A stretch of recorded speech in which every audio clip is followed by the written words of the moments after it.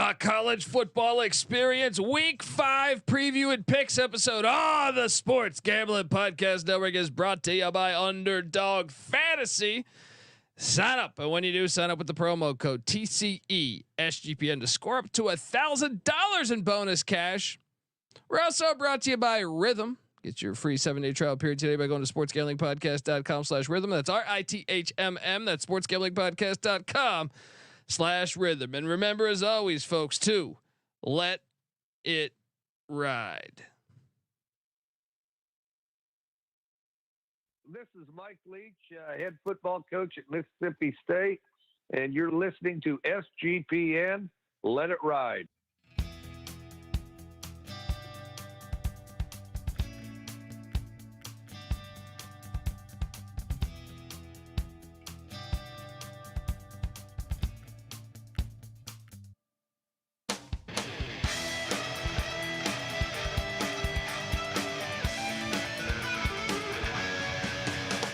Yes, yes, yes. Woo! Welcome to the college football experience. Week 5 preview picks and all that hoopla. Yes, youtube.com/the college experience. Get on over there. Hit that like and subscribe button. Shout out to the chat that's been chatting along there for a minute. Appreciate all that. And get on over there. Let us know, how retarded we are, all that good stuff. And yeah, look, we've got another week. Is this the best week so far? Is this the best week so far? That we're talking ball. I think it might be. It might be. If you're wondering who the hell you're listening to, my name is Colby Swigga Database Dan, aka Pick Dundee. That's not a pick. This is a pick. He was raised in the land down under, where a man thinks on his feet, speaks with his fists, and lives by his wits. When Dundee happened, he was a superstar. Yes. We got fire slate of games. What's going on? NC Nick there, huh? Must have won him some money last week. He's a Texas Tech Red Raider fan there. We got conference realignment. We got ignorant statements by me and these two, and also perhaps some millionaire coaches. I am joined by my co-host. Give it up for former JMU Duke defensive back, the burrito eating, sideline kiss stealing, wheeling and dealing, Patty C in the place to be. Hi-oh, up. Woo. I mean, yeah, boy. Did you call NC Nick and tell him to bring the yellow tape, because that was a crime scene in Chapel Hill. That was a goddamn crime scene in Chapel Hill. Yeah, much to Nick's enjoyment as well. I've never rooted for purple that hard. Well, I don't know. I saw you after like 17 Jaeger bombs at that ECU Virginia Tech game we went to. So that might it's under investigation. You got the Brett detective on the case. We are joined by third man in the booth, the DFS god himself. Yes, we have a DFS episode that drops every single week. Check it out on Thursday.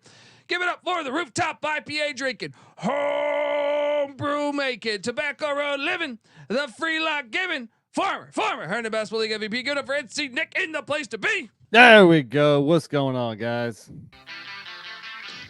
Living the dream. There we go. Living the fucking dream. Dude, things are heating up. This season is heating up big time. I'm fired up. My drink selections here. I'm working with a carbonated water, a coffee, and 2 beers right here. All right. Hey, what does he say? I do uppers, downers, that's right. Fear and loathing over poppers, shooting, snorting, snorting, smoking. Gosh. Yeah, season is heating up. NC Nick, look, I want to talk about some things, but you haven't had a chance to react yet. What were your big takeaways from Saturday besides? Well, there was actually both.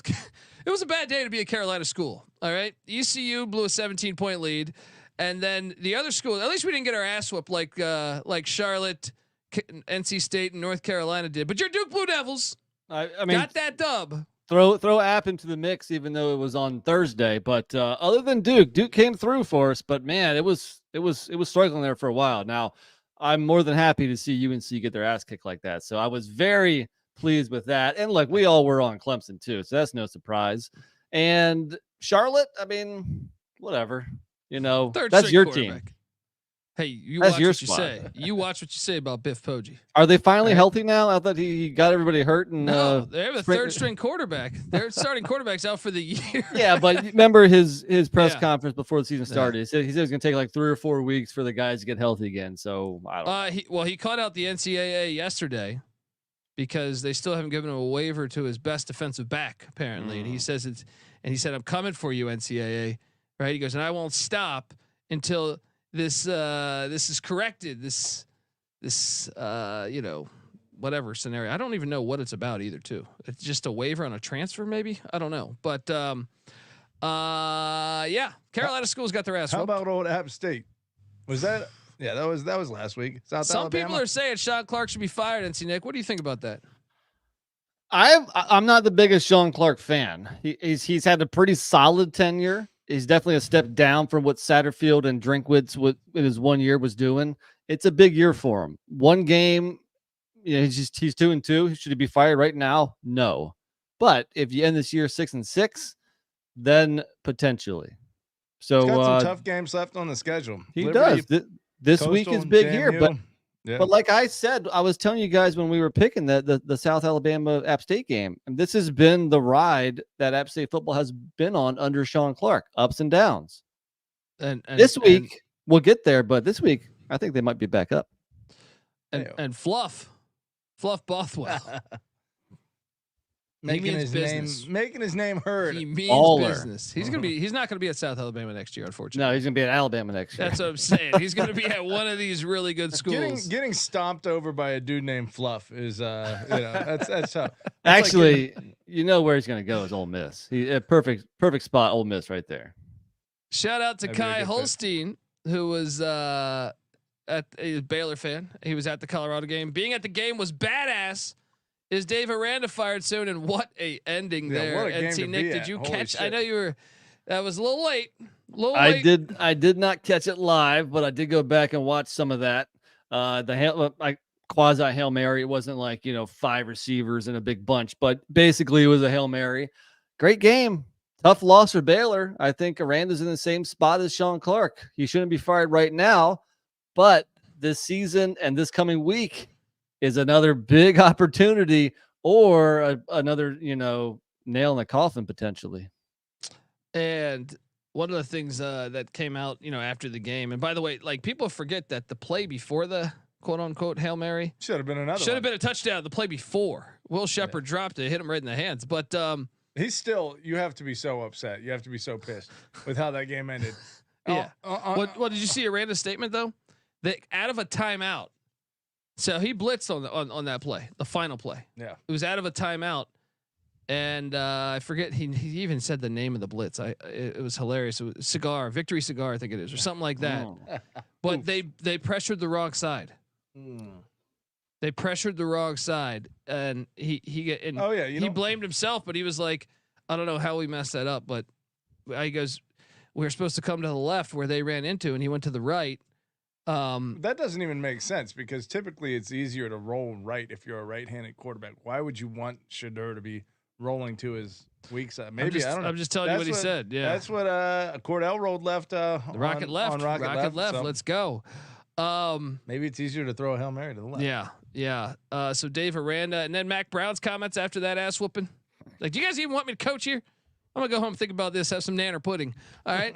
How UNC responds is very interesting. Obviously I'm going to be watching that game as a Duke fan, Duke UNC. But how does UNC respond? Do they give up? Do they quit? Or do they fight for him? We'll see. Yeah. Important because it was a non-conference loss. That means nothing now. Just take care of business in the ACC. If he's already offered, then it's on the fans' mind, his team's mind. How they perform in the coming weeks, I do think, that is already out there in the air, his potential removal. He needed to say it, but I was telling you guys in the offseason, this is his last year. I think UNC is going to struggle this year, and he's going to retire. but he beats Florida State, which he's never done. So that's his alma mater too. So maybe he could do that. I think the big headline is the Pac-12 or whatever. Do we want to even go down that route? Yes, we have to. But first, I want to tell you that the College Football Experience, part of the Sports Gambling Podcast Network, is brought to you by. I mean, look, Doug Stanhope is a hilarious fucking comedian. Great guy. Hung out with him, got drunk with him. Brendan Walsh is a hilarious comedian. Hung out with him a bunch here, got drunk with him. Stacking the Money Green is a hilarious fucking comedian. All three are doing a brand new podcast on SGPN called Get to the Points every Thursday before the game. Doug, Brendan, and Sean give out their favorite plays and talk a ton of shit. Doug and Brendan are obviously professional comedians that you may know from the Joe Rogan podcast, Howard Stern show, or Comedy Central. And Stacking the Money Green's still a fucking professional comedian. All right. Yeah, we did the Humboldt Festival. They gave us a bunch of money. That counts, right? Bunch of weed. The minute. Well, that too. But my point is that check it out. Sean's a fucking great comic too, man. But obviously. The other two are well known for their comedy as well. Wasn't Brendan Walsh the guy in Beverly Hills 90210? I think you might be right, but that's a little. Wait, is that just slightly that's Brandon Walsh, right? Or is that? Oh, maybe you're right. Pretty damn close, anyway. Sorry, go ahead. It's not a fact you should be. I'm proud looking of it up knowing. right now. How do I know that? It is. It's Brandon Walsh. Wait, is that the one with the Brillo pad? Just looks. He looks like a UCLA quarterback. You know what I mean? The ramen noodle hair. Anyway, check out their pod. They're all fucking great. And remember, as always, to let it ride. All right, back here having fun, and the Pac-12's having fun, maybe. The AAC's having fun, maybe. The Mountain West is having fun, maybe. The Conference USA is having fun, maybe. The FCS is having fun, maybe. This is hilarious. We're having like this is just, we got two teams right now with two conferences with 7 teams. Yeah, we got a plan. Neither one of them at this point qualifies as a as a conference. You need 8. Why don't they just merge and be 14? Because it's too big. Like these other conferences merge to have these gigantic conferences. But if you do this with 14, the slice of pie actually would get worse for Boise than it was if they had just stayed in the Mountain West originally. This is hilarious right now. We're having a Mexican standoff. I find it hard to believe that the Pac-12 was able to lure those 4 teams without a solid, yeses from those AAC schools that they were coming over. Well, they had that war chest where they said, we're going to give you this much money. And they're just like, oh, well, we could figure out who to add, but yeah, it's pretty hilarious. I mean, so right now, Utah State, so it looked like, I can't believe Utah State got the bid. They were the assholes. Yeah. All 8 of the Mountain West were about to sign a grant of rights to 2030. And they're the one team that flipped. Right, you got to watch these. Oh, I didn't realize that. Yeah, they're the one team that on flipped. It went over to the Pac-12, and then now you got Air Force thinking, because Air Force was committed. All their 7, UNLV was committed. Now they're all. Who the hell knows what's happening? Is UNLV going? They're bringing Nevada with them. Is Air Force gone? I've also heard speculation that the AAC would then come for San Jose State and New Mexico. How stupid is that though? Because of all the teams to lose out of your conference, Utah State. That's the team that destabilizes. It'd be like the ACC losing Wake Forest, and you're like, oh no, we can't do this. This is the perfect metaphor for college sports right now, because Utah State being the team that decides all this, their head coach in football got fired from a scandal a month ago. Right before that, their athletic director stepped down. They've had 4 basketball coaches in 5 years. So I mean, like it's like this team that has no stability is like in charge of the fate of the whole sport. Of the whole Western Yeah, the whole States. Western. It's also interesting how the Pac-12 didn't really want Utah State first. It was their fallback plan. Yeah. As soon as those AAC schools said no, they're like, oh shit, Utah State, how about you guys? They're like, Well, all right. I wonder when all 8 said they were going to sign, they verbally said they were going to go sign, and 7 of them did. But you need 8 for it to be, it's worthless now. But I'm saying, I wonder if like the Pac-12 came in and said, we're going to give you more money, Utah State. Just don't go over there. And then I just don't understand how it's that big of a deal. Conference USA's got teams to pick off that would gladly jump, I would assume. Well, that's what I'm saying. New Mexico State and UTEP, I think, are on. See, here's what I don't want to happen. I don't want the entire Mountain West to be gone. And I'm fearful. Agreed. I'm very fearful that if UNLV goes, then Air Force goes, and then like some have reported that the AAC would then be interested in the blood in the water, like the San Jose States and the New Mexico, and then Hawaii and Wyoming would be left out as independents. But that would be fucking horrible. If the AAC doesn't lose anybody, then what you're saying is that then if they grab those teams, then it's more slices of the pie, and that pie the difference is the AAC gets that Pacific time zone. They don't have that right now. Yeah. As far as like the bigger slice of the pie I'm referring to is the Pac-12. Right. They still have those teams playing at the same time zones. Yeah. I hear Fresno you. and San Jose State probably draw from the same market a little bit. Not I really, think though. The big takeaway for me is that the Pac-12 is not going to be a major conference. Well, how about I'm drawing a blank on the commissioner's name for the AAC, but apparently presented his teams with a. Is that Resco still? No, it's someone new. The former Rutgers AD. I'm drawing a blank on his name, but so what do we got here? Committed. So that's the AAC. 15 members, 15 commitments, 1 American. I love how Wichita State. We're still waiting for Wichita's football program to join. Tom Pernetti. Yes, Tom Pernetti. There we go. And look, he apparently presented those schools with private equity. Or private capital, actually. So it doesn't. Which schools? The AAC. The AAC. That was like the selling point to retaining Memphis, Tulane, and UTSA. So that backfired for the Pac-12. My first thought when this went down, before the Utah State going to the Pac-12, I was like, it's going to be hilarious that they're going to have to go get Montana State, North Dakota State, and South Dakota State. But I thought, gosh, that's going to be an awesome conference. But now with Utah State going, I think Mountain West is going to have to do that potentially. But there was speculation. They said the Mountain West have been in talks. I've seen a report saying New Mexico State and Sacramento State they've talked to. Who the fuck knows? This is all crazy. Last thing. I'm sorry, Patty. Go ahead. Just say college football. Let's admit it. It's a clusterfuck. Whether you like it or not, that might be what makes it great. That might kind of be what makes it suck in a way. But for better or worse, that's kind of what's keeping our interest. It wasn't always this way where TV execs just called the shots. I mean, it was to a much lesser extent. I blame our generation. There's always our generation been some is a bunch movement. of filthy whores with no backbones. Yeah. All right. And that's essentially what happened. Zero loyalty in our generation, and it is coming for 100 years, that shit didn't happen. All right. The Pac-12 was holding strong as the conference, and I'm sure you could say, well, the better TV ratings back in the 80s. I'm sure, the Big Ten was drawing a better number than the Pac-12 because guess what? In the winter, it's cold as fuck. So you sit at home and watch TV more.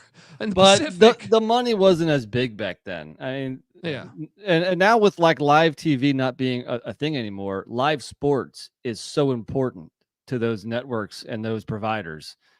The money's just too big not to turn a blind eye to. And we're going to pick games here soon. But the other Reliant news, and I almost hesitate to bring it up, is that apparently Florida State and Clemson are back in talks with the ACC. You love to bring it up. Don't lie. Yeah, you're the one that texts us, hey guys, look at this. But hold on, this is not really. I mean, Colby wants to see the demise of the ACC, whether he admits it or That's not. Not true. That's not true. You kind of do. Well, that's not true. What you There's really a lot want to of see is the balance or the stability of the Big 12. And if that's at the if that's at the ACC's expense, you're fine with that. No, I want the ACC to be there though. There was a lot of haters rooting against the ACC though. I want more conferences. To me, that's how you balance the sport. Like I don't like this idea of 2 or 3 major that's it. So to me, I think the ACC is essential. Like I would be very cool with the ACC surviving and telling Florida State to fuck off. All right. Right. Yeah. But, I mean, so I'm kind of torn on that. Like, yes, I want the ACC to stick around, and Florida State's probably critical to that, but at the same time, fuck them too. And one of the great things about this season is the fact that they started off 0-3. Yeah. That's actually the best. Lovely. Yeah. But the algorithm didn't get them, and I'm still bothered by that. 2 missed field goals. They should have won. Yeah, we're gonna talk more about that when the news breaks. If something's gonna happen. But also I want to talk one more topic here. Did you catch Hugh Strip Club Freeze's comments? I did, but I'm the drawing. nerve. The nerve. First, about pulled pork. Hold on. Well, no. Yeah. First, his former quarterback from Ole Miss, Bo Wallace, called him out, saying like, "Yeah, he did some good things for me to put up good stats, but he's never done anything good for me as a human being or something like that." I would never, as a human. I would never let my son go to be coached by him. And he said something about his body. I put my body on the line. They gave me shots. Mm-hmm. It's like some varsity blue shit. Yeah. It sounds like you played football, Bo. Yeah. I don't know. Hugh Freeze isn't coming across very well in the media. I took he's shots a dick. at the Rose Bowl. I took shots at the Rose Bowl, and they put me on a list, Bo. All right. No, and then Hugh Freeze. Well, he was Bo Wallace was basically saying he was coming at him for basically throwing his offense at his quarterbacks under the bus instead of saying, "Hey, I'm the coach. It's not going correctly." That was originally what his tweets were pertaining to. You ever see what Steve Spurrier did to his quarterbacks? It's true. That's true. But you saw him then on a radio show yesterday saying, this one cracked me up. This was way worse than the Bo Wallace one. Yes, definitely. Where he said, "Look, we beat Cal. Okay, Cal and Arkansas beat us, but if we were to play them again, if we played them 9 times in a row, we'd win all 9 of those." How do you say that? You just lost by double digits. Like what? What gives you on what logic? And like what a ridiculous statement. It's like in the past 4 days, we've seen a game where you got your ass whooped essentially. All right. I don't understand how and he didn't give any more reason of why they would win. And let me tell you, if you're playing 9 games and you have to go to Fayetteville also because you lost both these games at home. Yeah, that's true. I would put heavy money on Arkansas winning that series. But I don't know that I've ever heard a stupider statement in my life from a coach after a game. We have to remember this for next year if the 2 teams play again. Because talk about bulletin material. I mean, geez, what an asinine comment. To be fair, Auburn outgained them by close to 100 yards, 97 yards. Okay, that's not that much. Yeah, Arkansas happens all the time. Yeah. Arkansas had more first downs. Arkansas absolutely dominated the time of possession, 36-36 to 23-24. So that's 13 more minutes of possession, or no, 12 minutes more of possession. That is complete dominance of the clock there by Arkansas. Look, Arkansas. That's a pick 9 times out of 9 for. I'm assuming that's Hugh Freeze's Twitter. Or what? College football is the greatest. Anyway, let's. All right. Yeah. All right, folks. I want to tell you the college football experience is brought to you by Underdog Fantasy. Yes, Underdog Fantasy Pick'em is always adding to their awesome menu. They now have first touchdown projections. So what the hell are you doing? Get on over there. There are a ton of ways to win with NFL, college football, CFL, MLB, MMA, and much, much more. Their lobby is jam-packed with profit boost and no sweat entries. You can now use specials and boost on all flexed entries as well. NC Nick, I'm already looking at this for Thursday. And Patty C, maybe you're the better one to ask here. You're our Army specialist. Bryson Daly, higher or lower than 111 rushing yards? I'm going to go higher. Temple has one of the worst rushing defenses in the country, and Army is number 1. So that's especially if Daly carries it as often as he did last game, where you have 23 carries, 18 in the first half. Yeah. He's been over that in 2 or 3 games, and the only game he was under that was that Lehigh blowout where he didn't really need to run the ball in the second half. So Where they scored with 5 seconds left, those prick bastards. That's right, for the cover. How about Kyron Drones? Higher. Yeah, Temple 126 in rushing defense. How about Kyron Drones? Higher or lower than a half passing touchdowns? Will he throw one passing touchdown against Miami? I think so. But can I get the interception play? Yeah.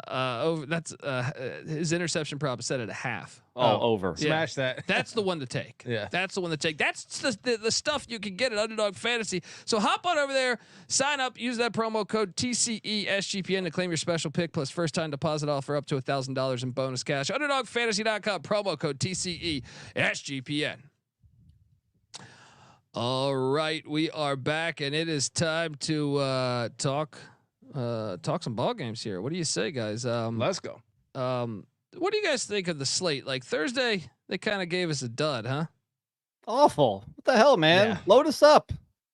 I mean, I think I guess probably expected Temple to be better when they made the schedule with Warner being EJ Warner being maybe still on the team. I just saw Nebraska and Illinois get like 5 million or 4.5 million views, which is like the biggest weekday game. It was a Friday. Oh, it was Friday. But still, it doesn't make a fucking difference to me. Like, come on. Like, I agree. Give us. No, I don't want to watch the No Fun League. All right. I don't know. Anyway, Thursday we got a classic here. All right. Let me see if I can get this thing going. The Army Black Knights undefeated. Series goes back to 1943, heading into the link to take on the Temple Owls. Stan Drayton, big time win. Some say he's on the hot seat. Army's lay at 13.5. The over under set at 45.5. That little hook might make a difference. I'm seeing it. I can't believe I don't feel very comfortable betting this, but because it's the only game on, I'm going to bet this game. Yeah. So I will play the fucking lock music, but I want you to know that my confidence on this play is not through the roof. Give me Army minus the points though. I like Jeff Monken. Anyone that played wide receiver at Millikan University, I'm a fan of. NC Nick, what are you doing here at the link? Yeah, I was much more confident when I locked up Army last week, laying like 5 at home against Rice. That was easy money, never in doubt. I'm gonna ride Army again here, but no, I don't feel great about it either. Temple's showing a little bit signs of life, but I mean, look, just 3 weeks ago they lost 38-11 to Navy. In that game, they got outran. The rushing yards was like 300 to 35 or something. So, have they got that much better in stopping a similar offense in a few weeks? Are they better the second time they see it? I don't think so. I'm not buying in Temple just yet, even though they've looked better of late. So I'll go Army. Well, they got this guy named Maddox Trejo. How do I pronounce that? Trejo? Is that TRUJILLO? Trey Julio? I don't know. We sound very stupid right now. Trejo, I think it is. I think it's like the J is like an H, right? The kicker. Yeah, he made the longest field goal in the history of the link. All right, who's their kicker now? He's on my fantasy squad, the Eagles. Who's that kicker? Yeah, from Memphis. I forget his name. Anyway, they got Jake a better Elliott. kicker. You're doing fantasy and NFL. I have to. I don't watch. I haven't watched one NFL game this year. Good call, Noah. Jake Jake Elliott. Yeah, there we go. I will say that Temple's performance against Coastal, only losing by 8. And Utah State. Utah State, the heartbeat of the Western. Yeah, that's right. The center of the Western football world. Yeah, pretty impressive. And like we mentioned before, even though they got smoked by Oklahoma, and we haven't now mentioned that Oklahoma doesn't have quite an elite offense. So give up 51 to that. Maybe Temple's defense needs a little work. The stats back that up. They don't have a good. I want to say they're like 80 something in offense and 113 in defense. So they are not a good football team. Period. But they're performing a little better than we expected. Noah Short, my guy. Until Tyrell Robinson gets back, Noah Short's my guy, leading the nation in yards per rush with 13.3. However, Temple linebacker DJ Woodruff, 3rd in the nation in solo tackle. So maybe that's a little. they send Noah Short on one of those little motion sweeps. Let's see if DJ Woodruff gets the better of him. It's a little matchup to watch. Hold on, Patty. I thought your guy played last Friday night Floyd Chalk for San Jose State. No, this guy. This guy. Let me ask you this: is it considered chalk to bet the team that's the favorite on the Yes. to cover? Tell me you know this. No, I don't know that. Why is that chalk? if Vegas is we ain't got time to break this down. no, chalk is taking a favorite. Chalk is something you write on. You write with. No, dumbasses. Chalk is taking. You're like LeBron when he goes. You guys are fucking idiots. Chalk is taking a money line team straight up, right? It is not taking the team that. That's why fucking Vegas. That's why a spread exists. So. It's 50-50. There's no fucking chalk on a spread. I love getting Patty riled up. I mean, I feel like I'm getting made fun of here on some shit that doesn't make any fucking sense. Here's So Patty, fuck you. Regarding Patty C's comment. It was a shock. I thought it's a mistake. I'm like Popeye. Maybe there's some first-time listeners out there. If people don't know, Patty C, the C stands for chalk. It's Patty Chalk. That's over always here. been my understanding of chalk. Is just to take in a fucking money line situation. You take the team that's favored, not in a spread situation. Okay, I've learned something new. I'm a fucking idiot apparently, but It's okay. It's okay. I don't understand why that would be chalk. Why that would be the fucking obvious pick for chalk. Whatever. Fuck you all. We love you, Patty. Yeah. Thank you. Appreciate it. You're gonna need a shotgun another. When beer. you're making your tournament bracket, that's when you go chalk. You take the team that's favored, not when you're picking the spread of a fucking game. All right. Fuck you all. All right. Friday night. It's heavy public too, right? I feel like that is traditionally, yeah. Anyway, what the fuck were we talking about again? Did anyone lock this besides me? I'm locking it because I feel like we got to bet this game. It's the only game on. Bet it. I'm not. Ah, come on. Nope. What do you got going on Thursday night? Yeah, You watching? soccer practice. You're gonna be watching Merrywood Children reruns. Soccer practice. Okay, fair. He's a coach. He's coaching soccer. This guy. Hey, got to do it. You slick back your hair like Pat Riley. Of course. You should do that. Slicky boy over here. Come out there with a clipboard, little dry erase. or perhaps some chalk. We got a rivalry. This is a great topic here because Friday we got a game that Virginia Tech fans see as a rivalry, but it's funny. I did my Miami preview, and I asked if that was a rivalry, and I got like 30 comments from Miami fans saying no, Virginia Tech is not a rival. Woo. So I think I was correct in my assessment that this is not a rivalry game, even though it goes back to 1953. The Canes are laying 19. The over/under set at 54.5. Both these logos are fire. I will admit that. But look, Miami Gardens. Originally, I thought the Hokies might have some fans go down there, but the way Brent Pry, and fuck you, Virginia Tech, by the way, I finally go with you against Rutgers. Fucking losers. You got no one on your team that's good. Your coaching staff's garbage. That's your own fault, Colby. In the offseason, you were on Rutgers in that game. You switched. Well, Rutgers didn't look as good as I thought they did against Howard and against Akron. I was like, man, this team's kind of phony. But then sure enough, these Hokies, they just suck. They suck. They're a terrible team. Give me Miami minus the points. No, I'm probably going to bet this because it's the only, fuck it. Is that a pick out of spite or do you actually think it? I don't think Virginia Tech's any good, man. Yeah. That score last week. Did you watch that game, Nick? I watched enough of it. That's what I'm saying. Like, to me, I watched enough of it to cash my bet on Rutgers. Dude, I thought Rutgers could have easily won that game by 24 points. Like, we got to talk about Kyron Drones. You know, against Rutgers, 13 of 27, 137 yards and an interception. Even if you look at this whole season, I mean, like, he had a pretty good game kind of coming back against Vanderbilt. He threw for over 300 and a couple touchdowns. But against Marshall, Old Dominion, and Rutgers, he hasn't cleared over 200 yards passing. His completion percentage is under 60% for the season. He isn't playing very good football. And to your point, it doesn't seem like he has a whole lot of weapons at his disposal either. Well, and though, like, he doesn't have many weapons, but at the same time, there were a couple open deep balls that he overthrew last week. Yeah. And the team just sucks. The best way to put it, me and Sean were talking about this without Kramer here, so it wasn't like we're trying to, stick him while he's down. But we were just saying, man, this team really sucks. Like they just aren't good. They have no one explosive on this team. I question the coaching staff and their preparation. I don't think they're very good. Give me Miami now. The Mario Cristobal. You would think I'm talking about Mario Cristobal with all that, but Miami, that $20 million roster, whatever the fuck it was, I think is going to pay off here. I'm going to lay the points, but I don't feel great about this game either. I feel great about the next game we talk about though. But give me the Canes. Nick, what are you doing?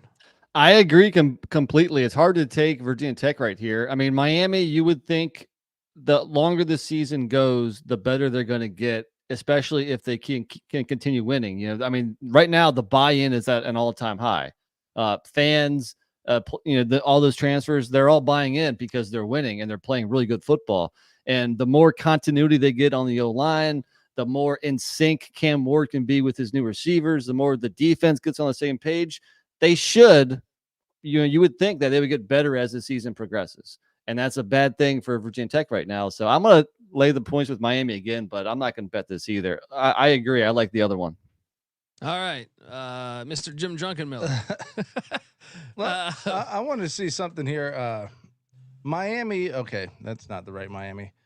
Miami, number 32 rush offense in the nation, but number 2 pass offense in the nation. Virginia Tech, number 104 rush defense, but number 28 pass defense. So Miami's strength on offense is also Virginia Tech's strength on defense. Okay, so my guy Diego Pisting-Pavi is not known as a passer, so to speak. Rutgers, their quarterback wears the Emmitt Smith face mask. I will never take him serious as a passer. Sure, Rutgers number 9 in the country rushing. Old Dominion, Vandy number 62. They played the backup quarterback at Old Dominion. They didn't play the starter. Right. What I'm saying is, though, traditionally they fucking have a strong pass defense. That's the kind of athlete that Virginia Tech typically fields out of usually Virginia Beach is speedsters. And they're not stout. They never have recruited probably a 5-star offensive lineman in the history of the program, or even many 4-stars, I would guess. But and Eugene Chung was talk to me, NC Nick. Pretty sure he flamed out in the NFL. He was a big bust, wasn't he? Drafted by the Patriots. He was a bust, but they got a couple dudes recruit back in the day. Back in the day, they used to get a little more, and that's when Virginia Tech was very good. I still think they get speed on the edges, and I think that's what Miami's strength is. Do I think Miami will still probably bludgeon them up the middle a little bit? Sure, but I think Virginia 19 is a wild spread for teams that have played close games for a long time traditionally. I don't think this year is going to be that different than previous years. I mean, Miami, yes, Cam Ward is a revelation for Miami, but I think Virginia Tech is DBU. They claim to be DBU. So Miami's won 5 of 6. But what were the scores in those games? 20-4. Well, the last one's in Miami Gardens. They killed them once, right? Yeah, they got them 38-14 one of the times. I know they're not going to Virginia Beach as much. And 28-10. But look, that would cover, right? Or what did I say? What is it? 19? So I guess that would not cover by 1. Still, on the entire Eastern Seaboard, someone's saying to me that there's not as much. They're not hitting Virginia Beach as much. Richmond, a lot of speed, not a lot of girth. Hold on, what were you saying though? I'm saying no. I mean, they have covered some of these ones, but I don't think this Miami team is more talented than the other. Like, okay, Miami won by 8 the last time, or no, by 12 the last time in Miami Gardens. Then the time before that, Virginia Tech did win by 7. The time before that, Miami won by 18. Time before that, Miami won by 10. And those are only in Miami Gardens. And I'm saying the time before that, they won by 18. So okay, so they've kind of. It's been on the cusp. It's been on the cusp of that. Look, this is a Friday night spot. Maybe the Miami fans are really up for it. I somehow doubt that. You've kind of said all offseason that you doubt this crowd. Packs the stadium. Maybe you didn't anticipate Miami. It's a front runner. It's a front runner crowd. Yeah. If they're winning, they'll show up. So maybe. Still, I don't know that crowd is particularly intimidating in Miami Gardens. I think Virginia Tech's gonna be fine. I think they'll hang. I mean, they're they were impressive in 2 wins. By what 17? I don't know if they're impressive against Marshall. Not so against impressive. Old Dominion, but they're impressive against Old Dominion. They they eventually pulled away against Marshall, And then against Rutgers, and I mean, Rutgers probably should have beaten them worse. That's probably, definitely. Yeah. Well, Rutgers stopped at the 1 and another Missed time a bunch of field goals. So yeah. there is the chance that Virginia Tech just sucks. I think they just suck. So you're taking the points, Patty? No, yeah, I am taking the points. All right, there we go. See, we finally got it out of them. Just saying, it's not so cut and dry. My favorite weekday game, as far as wager, is right here because the Washington Huskies and Will Rogers State Beach, heading to Piscataway. Fish heading to Piscataway. What, Shy Stadium? Washington, Rutgers, in a series that goes back to 2016. This is the Big Ten we dreamed about. Rutgers is laying 2.5. I will lock it up with this Greek rifle. I don't think Washington's that good. I think Rutgers might win the national championship this year. All right, with the way their schedules align, they ain't tripping here. It's a long ass trip. That is a long trip. They're gonna be wondering, what the hell am I doing? The Golden Guido's gonna be staring them right in the face. They're not gonna know how to respond. NC Nick, you coming with? I will come with. Look, I think overall, Rutgers is the more complete team. It's a short week. It's a hell of a road trip. Washington's first road trip of the season. All signs are pointing towards a Rutgers win and cover. I'll lock it up with you. Woo! We got a double lock. Now the question is will Mr. Chalk come with us? Will Rogers, 3rd in the nation in passing completion percentage, playing pretty efficient football. Kyle Monangai, 5th in the nation in rushing yards. So we have a contrast in styles potentially here. Fun to watch. I do wonder when Washington leaves. That does seem a weeknight cross-country road trip. I don't know how many of those we've ever seen on a Thursday night to go from coast to coast. That seems particularly brutal. So I guess I'll lean Rutgers on it, but I don't love it because I think Washington's a better team. No, I disagree. Well, you've been down on Washington all year, and how's that worked out for you so far? It worked great because I had Washington State money line, and I also had Eastern Michigan in the points. What did you Did you lock the under on Washington or? Yeah, 6.5 wins. 6.5. How are they doing? Washington did cover last weekend against Northwestern. Okay, I expected them to win those 3. Well, how'd they look? Go listen to my goddamn preview. All right, I had them 3-1 at this point. All right. There's a whole season. They need 4 more wins, buddy, and it ain't happening here. All right? I want to see what's the remainder of Washington's schedule. Yeah, well, you're gonna be sitting there saying maybe you're right, Dundee. At 3-1. Hold on, I'm almost there. Well, you got after Rutgers, you have Michigan, at Iowa, at Indiana, USC, at Penn State, UCLA, at Oregon. Holy shit! That'd be all right. Indiana being fucking awesome. I forecasted that. I was on the over. I don't think anyone had them being as good as they are now. I did. But I did. I had them undefeated at this point. 6.5 is a lot of wins to get with the rest of that schedule. I told you that's free money. You should have listened to me. UCLA is probably 1. That's 1. They're gonna go 4 and 8. I told you. You might be right. I stand corrected. Damn, that's a hard schedule. Michigan, Iowa, Indiana, USC, Penn State, and Oregon still left on that fucking schedule. Well, I don't get. Washington got dealt. They got dealt a shitty hand. They did, especially when their head coach left. Folks, we're gonna get to the rest of these, but I want to tell you we're brought to you by BetUS. Bet with the best in the business. BetUS has been around for more than 30 years. All right. And you can easily deposit using cryptocurrency and get lightning fast payouts. Just told you, take Rutgers, get it done there. All right. Support SGPN and get yourself access to another great book by signing up at BetUS. Use our link to sign up and you get 125% deposit bonus on your first 3 deposits. Are you kidding me?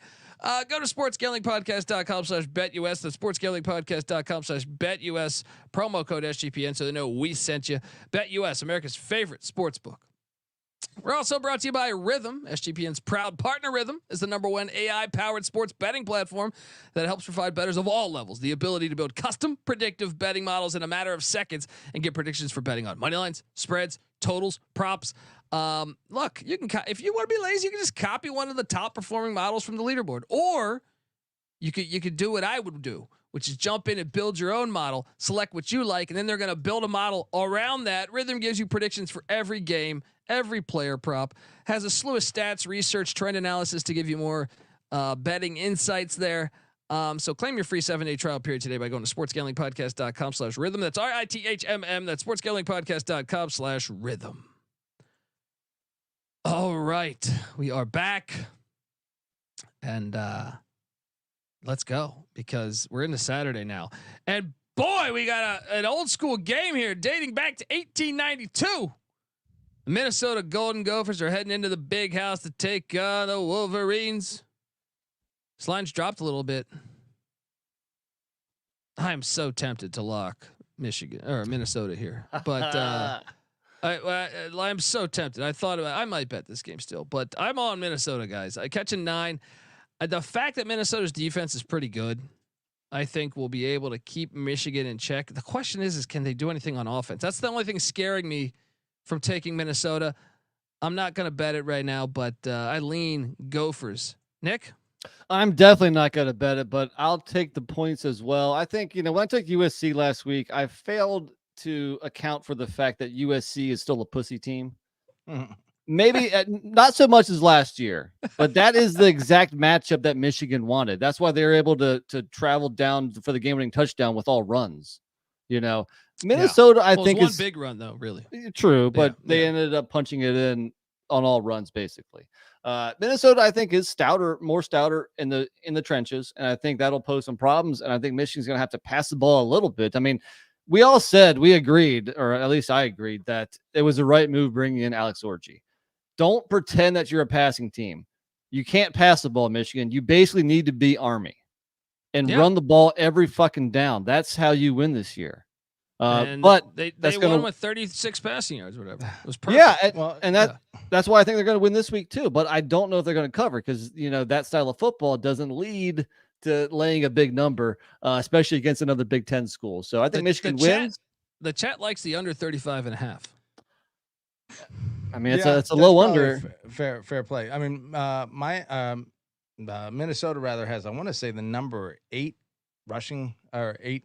No, they have the 56 passing defense, but the number 2 rush defense. So the number overall 8 overall defense in the nation. That suggests going against Michigan's offense that Michigan's not going to be able. That's to what I'm saying. This is a rock fight right here. Michigan's going to win the game, but I'm definitely taking the 9 points. I thought when it was 11, it opened at 11. To the chat's point, if the over under is 35.5, how the hell are you going to lay 10 points or 9 points? Yeah. It's hard to trust Michigan to. They could win 10-0, dominate anyone at this point until exactly. Could win 10-0. That's true. 10-3. 10-3. I don't know. Minnesota hung with North Carolina. I guess that looks a little worse after last. Don't bring that up right now. I'm taking my 9. Crowbar that in. But no, I mean, Minnesota easily could have beaten a previously undefeated North Carolina team. A North Carolina team that did hang 50 on JMU. I don't think JMU's defense is very good, but I do think North Carolina's offense is pretty good. Omarion Hampton is explosive, and as they figure out the quarterback situation, that offense is going to go. What does that have to do with Minnesota and Michigan? Probably nothing. But I think that I just don't know how to feel about this game. I think you're right. I think the under is the best play of all of it. But Michigan -9, I'll roll Minnesota. I'll roll Minnesota, but I don't have a great feel for that. This is like a 13-6 game, or like I don't know, something 16, like that. 16-9. Yeah, something like that. All right, we all agree. Let's move along. Nebraska is heading to West Lafayette to take on this shitty. I love this, by the way. Hey, Big Ten, you fucking pricks, you shitty, stuck-up little bitches. All right, you didn't take Oregon State, didn't take Washington State, and they got a 2-1 record against your filth and having bullshit teams like Purdue in this conference. All right, who have been in there a long time. But I'm just saying, I loved seeing Oregon State stick it to Purdue last week, and I love seeing Washington State stick it to Washington. On top of that, this game is on the Peacock network, which is even worse than the CW. So take that. What kind of ratings are you going to get on Peacock? Yeah, but they might get my rating because I'm going to watch Nebraska. I'm going to lay the 10 because I think Purdue is in Mississippi State territory. I think Ryan Walters is going to find himself fired at the end of the season. I mean, has Purdue been losing to Oregon State, how bad of a loss was that? I mean, 7-point loss. They did get smoked by Notre Dame. 17-point loss. 17-point loss. Sorry, I looked it up wrong. And then they scored 14 in the fourth too. Don't get it twisted. Okay, so that was dressed up a little bit. I would be lying if I said I watched a ton of Nebraska Purdue last week, but Oregon State Purdue last week. But what's that number? It's sitting there at 10 on the road for Nebraska. I like what Danny Dumbshit has to say in the chat. He's beginning to think that Indiana State is not very good at football. They're horrible. Take Nebraska, jump on it.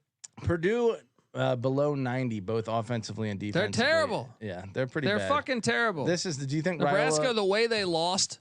Are you kidding me? This is a great Nancy Nick. What are you doing? Jump on this thing. Well, I am going to take Nebraska. I'm not going to bet it. I think that's the side you have to take. I mean, look, the whole Dylan Raiola thing compared to Patrick Mahomes gets a little annoying, but all in all, I am kind of impressed with him as a freshman. I think he's a pretty good quarterback, and he's going to do pretty good things there. So I'm going to take Nebraska here. I don't know. A little too many points to lay with a road favorite, though. So I'm going to lay off. Let me see. This is a good point. It does seem like everyone's going to be on Nebraska, but sometimes everyone's right. True. Dylan Raiola, 4th in the Big Ten in passing yards, 967 through 4 games. Yeah, so he's played great as a freshman, but I also think like he was overrated by the world in a way because he was still a freshman. You know what I mean? Well, the announcers are just sucking him off constantly. That's what I'm saying. It's annoying. Like, okay, I get it. He's good. He's gonna be I actually think next year, I had a lot of Cornhusker fans coming at me. When I took Illinois, I had one guy call me a fucking moron, and I appreciate that. I would appreciate more of that, by the way. But when they won, I did subtweet it and say, "Oh, how we doing?" Because I kind of thought like he would struggle a little bit. You know what I mean? Just against a good defense. Now they're 1 year away to me. I think next year they're like going to be a legit contender step forward to win the Big Ten Conference. I need to see more. I need to see more playmakers. Well, I'd still favor like Ohio State, but you know how I say like Iowa's a contender this year because they're going to. They might be on Iowa's level next year. We also don't know how good Illinois is. Granted, that was at home. That's a bad look to lose that game to Illinois. Illinois is good. Illinois is good. Yeah. But how good is Illinois and how bad is Purdue? I think even on the road, I would take Nebraska to cover 10. Anyone locking it up, or am I the only real one here? I'll roll with you. Yes. Nice chalk play for us, buddy. Let's go with it. Here's a non-chalk play. Let me go back in time, and I'm gonna lock Virginia Tech to cover 19. Woo! Gobble. All right. Patty C, locking up the Hokies. Jump in that DeLorean. We got you covered. Jumping gigawatts. Oh man. Shout out to the whole chat. We got people checking in from Playa del Carmen, Mexico. Woo. Fantastic. I need to get over there, man. Sounds nice. Moving along, we have the Buffalo Bulls. This is a classic Nor'easterner, Nick. The series goes back to 1939. Hey, how about my Buffalo Bulls moneyline play last week? Woo! I mean, but this is where you fade down again. Northern Illinois, 14.5 point dogs. That was a nice call. I'm a fucking genius over here. Now they head into the wrench where everyone gets twisted. You see how many yards UConn rushed for last week, Nick? Whew, a lot. Let me see if I can quickly pull that up for you. They ran for 421 yards. Man. Against Florida Atlantic, who Michigan State couldn't run for that much. I'm on UConn. Look, I locked them up. They were my favorite over for a win total this year. I think they're going to win like 8 games this year. So 7-8 games, something like that. Maybe even 9. So give me UConn, and I might bet this. Nick? I do like what Pete Lembo's doing at Buffalo. They've been a covering machine so far, 3-1 ATS. Sneaky upgrade, by the way. Big time. Lindquist leaves. Right. They actually have a real head coach, and I'm going to be writing Buffalo a lot this year, but not this week because UConn just impressed me, not only last week in that 48-14 game against FAU, but at Duke the week before where they were right in there, ended up losing 26-21. UConn has turned that corner from that ugly game at Maryland to start the season. I'm going to ride UConn at home with you. Yeah, I might bet this. Patty C, what are you doing here at the wrench? Just throwing out interesting stats here.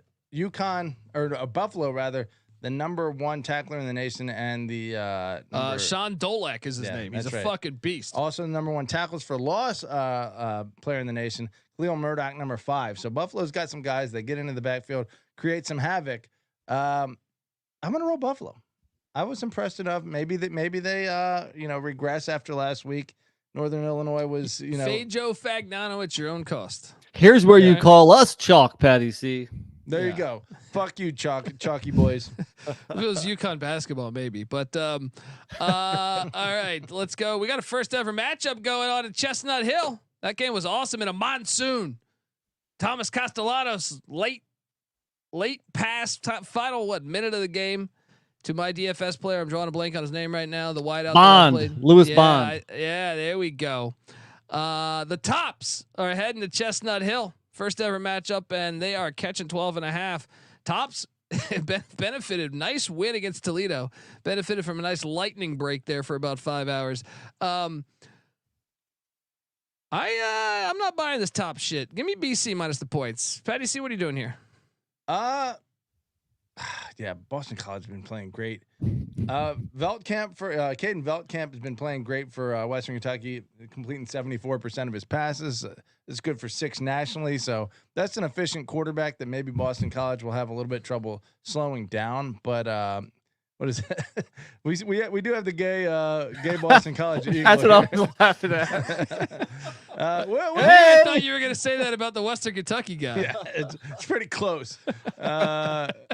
No, Boston College will cover 12.5. Boston College is a pretty good team this year. Nick, what are you doing here with your ACC boys? I actually don't trust Boston College to cover that big of a number, even though I'm not high on Western Kentucky season long. I think this is a game where Boston College wins by 10 or so. I'm going to take the points. Yeah. GBO Farm says, what is this Tuesday shit? We are now doing Tuesdays. We only did one Wednesday because NC Nick had to, he had a scrimmage where he was coaching his soccer team or something. I don't even know. I don't even think NC Nick knows a soccer play. He's just like, hey guys, run out there and strike. You tell me NC Nick's not the Nick Saban of youth girls soccer? It is second and third graders, so we're not really drawing plays in the dirt just yet. I would just love to hear his speech. We got to mic him up without him knowing, and then just listen to his talk. Just drilling the kids. It's like I want you to get out there. You kick that ball. You kick it tough. All right. Put it right in the goal. I'm actually pretty quiet. My wife is the one who's really loud. Oh, but I don't even know like soccer lingo. What do you like? Kick it. Oh, give it a header. Give it a header. They're not doing headers that young, Colby. Oh, they're going to tell me this is linked to CTE too? Good Lord. Good fucking Lord. What a dumb world we live in. You can't do headers that young? You can, but they don't. They're not able to. Dude, how often do you coach bicycle kids? Did NC Nick and I? He got me in a pile driver, and I went through a fucking drywall when I was like 5 years old. All right, like what are we talking about? I don't think it's about the. And look CTE. at me. Look at me. Yeah, you turned out great. You turned out a genius. Nick, who schedules the snacks? Which parents are bringing snacks each Well, week? it rotates every week. Okay, we're not up for a couple weeks. Okay, so at least I don't have that some stress. oranges, Nick. Yeah, I heard a complaint that by the time the game was over, there was no orange slices. You were pulling a Tarkanian, eating those orange slices while the game was on, thinking about all this strategy, huh? I did have the towel in my mouth. Okay. Yeah. Well, how's the NIL situation there? With what's the team's name? Well, we're the Hornets. Okay. Thank you very much. I'm so relieved. Respect. I thought it was going to be one of these things like the Breeze.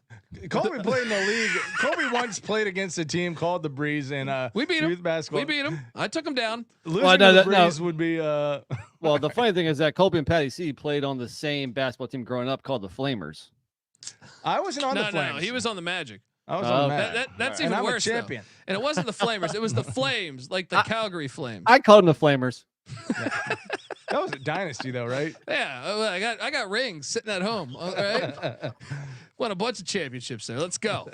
What the hell are we talking about here? Anyway, we're all taking Boston College. No, NC Nick's taking Western Kentucky. Fade in his own ACC. Moving along, Maryland, former ACC team. Heading into Bloomington, the series goes back to 1934. Indiana's laying 7.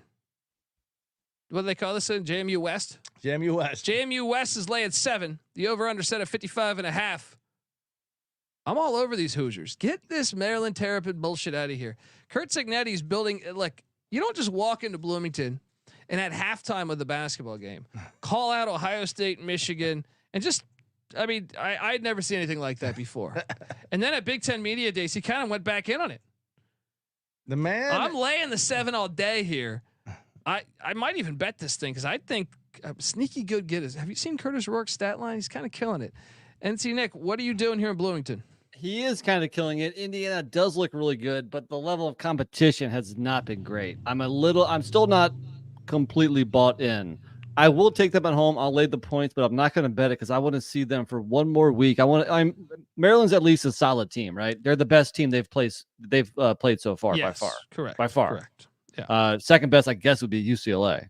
UCLA looked all right against LSU. This shows how bad LSU is. Yeah, that might be more of a sign of how bad LSU is. So I'm going to take Indiana here. I'll lay it, but prove it to me this week, and then we'll talk.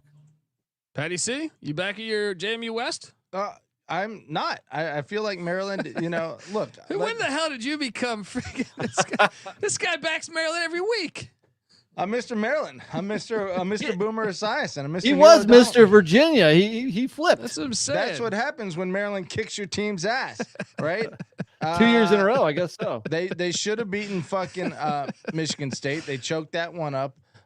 Villanova's sitting there at 3-1. They covered. Nova covered. No slander to Nova here. So Maryland could easily be 4-0. However, Indiana has been playing phenomenally. To your point, Curtis Rourke 6th nationally in pass efficiency rating. So playing great football. You're probably right. Indiana is such they're such a wagon, to quote other podcasts, that you kind of want to ride them. But look, I've seen enough of Maryland to respect them, and I know that you have faded Loxley from like 10 years ago, and old habits die hard. So I think you're still needing to come around on respecting Loxley. Wait, hold on. So they lost to one team. It's Michigan State, who's 3-1, right? Is Michigan State 3-1? Does Virginia have a winning record right now? They do. Yeah, they're 3-1. Okay. They kicked their ass. So that is impressive because I know Virginia just kicked Coastal Carolina's ass, who's pretty fucking good. We'll see their records at the end of the year because I know Loxley was 1-24 against teams with a winning record in the group of on the Maryland's Power 5 remaining side. schedule. I can't talk. Indiana, Northwestern, USC, Minnesota. They probably get maybe Northwestern and Minnesota. Minnesota's on the road. I don't know. But I'd favor Minnesota. So 1-3. They could beat Minnesota though. Potentially 1-3 in that stretch. Then Oregon, Rutgers, Iowa, Penn State. Yeah, maybe Maryland fades down the latter half of the season here. But still, so this is kind of a key game for them to get a bowl win. The fact that it's in Indiana, still, I'm going to take the Terps to cover 7. Wow. I don't feel great about it. Wearing that JMU shirt and hat. JMU West. Look, I'm not Indiana on the money line, 100%. But Terps. All right, moving along. We got fucking Holy Cross. Fucking Holy Cross is heading into the Carrier Dome to take on Fran Brown's bunch. The series goes back to 1905. The Crusaders are not the same Crusaders. Syracuse is laying 26. I'm going to lay the 26 because Dan Curran takes over this bunch. They lose, obviously, Bob Chesney, but also they lost a slew of guys in the transfer portal. I'm going to lay the 26 with the Qs. Get right spot against a 1-3 Holy Cross team. NC Nick, what are you doing here? I completely agree. I mean, I almost think it's almost lockworthy. I think Syracuse steamrolls them. Yeah. It's close. It's close to lockworthy here. I mean, I'd be lying if I said I knew exactly what Holy Cross is doing. 1-3. They're 1-3. 1-3 without Chesney. Yeah. I mean, they weren't great prior to his arrival, but Syracuse playing great football. Kyle McCord playing very good football. So 26 seems at home like it should be. It's not lockworthy for me, but I'll take Syracuse. Yeah, I'll take the Qs as well. We got a big one going on in Waco, Texas. Waco, Texas. The BYU Cougars. NC Nick, are you ready to apologize? You're going to wait till the end of the year. It wasn't a lock battle. I took Kansas State last week. About BYU being 4-0 and being a serious contender, it looks like. What am I apologizing for? he thought they were phony. Remember we told him it was they got a case of Keaton Slovis last year.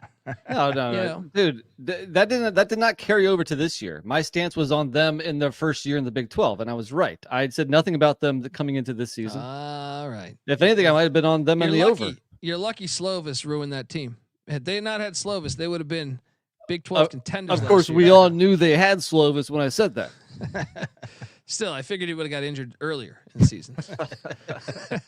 I can't take Baylor here. I was surprised Baylor's favored here, and that concerns me a little bit about this line. This line stinks. This is it does. This is the Courtney Love vagina game of the week, where you just sit there and you wonder, how does it smell like that, right? So Why does this smell so bad? Baylor had 2-2 and BYU's 4-0. Baylor should have just beaten Colorado though. Okay, but so they should be 3-1. BYU should be favored here. BYU should be favored. It does smell a little bit. Yeah. I think the early spot. What time's the kick on this one? Noon. 9 a.m. Yeah, 9 a.m. Pacific. So 11 No, Texas. noon. Oh, okay, 11 Texas. Maybe even 10 Texas. I don't know what time it is, but it's early, and not that makes a huge difference. It's not that long of a trip for BYU, but that probably, I don't know if that favors Baylor or not. I feel like maybe I got to go Baylor because they're telling me something with this fucking line. I'm going Baylor. I'm locking up Baylor. Woo. Look, BYU, nice story so far. Here's where they come back down to earth. If you look at their win, very, very good home win, but they also had a punt return for a touchdown, a fumble return for a touchdown. That shit is not sustainable. You know what? Last week against Kansas State, in their win, they failed to throw for over 150 passing. They failed to rush for over 100 yards. The box score is perplexing. If it wasn't for those two kind of, phony touchdowns, you can't rely on that game in, game out. Baylor's a more desperate team. They're at home. BYU coming off the big win. I love Baylor here. I bet it at -1 yesterday. It's up to -3. I'll still lock up Baylor here. Let's go. Wow. NC Nick locking up the Bears. I'm not calling NC Nick a liar, but I want to give him credit for getting Colby off of his scent and then fading BYU. Yeah. What a bastard here. Let me say this. Just for that, I'm taking BYU. Kalani Sitake. All right, let's go. Block battle. Let's go. No, I'm not betting this. This stinks too much for me to bet. These are similar It teams. makes no sense, this spread. It's funny. Brigham Young, number 23 defense in the nation. Baylor, number 27 defense in the nation. That might explain the low over/under, especially considering I believe both. I think Baylor's number 90 offensively. BYU. Don't sleep on this Jay Hill defense. BYU number 77. So this should be a defensive battle. I was looking up and down the statistical leaderboards. The only statistical leaders on both. In both teams in the top 20 of any statistical category are on special teams. So maybe special teams plays a huge role in this game. Played a huge role the other night. So either way, actually, Baylor had a kick return against Cal too. I mean, Baylor, NC Nick. Let me push back a little bit here. Baylor, Colorado. Yes, Baylor was in a spot to win that game. I'm not going to say they didn't deserve to win that game, but if it wasn't for special teams, Colorado did a pretty damn good job limiting Baylor to 314 yards of offense.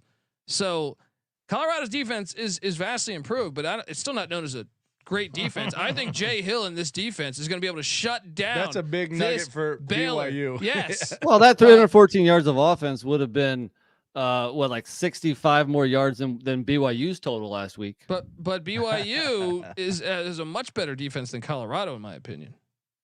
You mean Kansas State? Yeah. They look like two very evenly matched teams. I do think BYU's a better team. I mean Colorado, because Baylor was facing Colorado's defense. Okay. See, my point is that they're going to be going that shitty offense only put up 314 against Colorado's defense.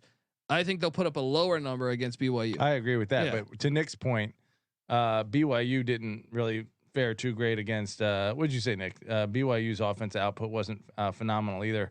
Not at all. Less than 250 yards last week.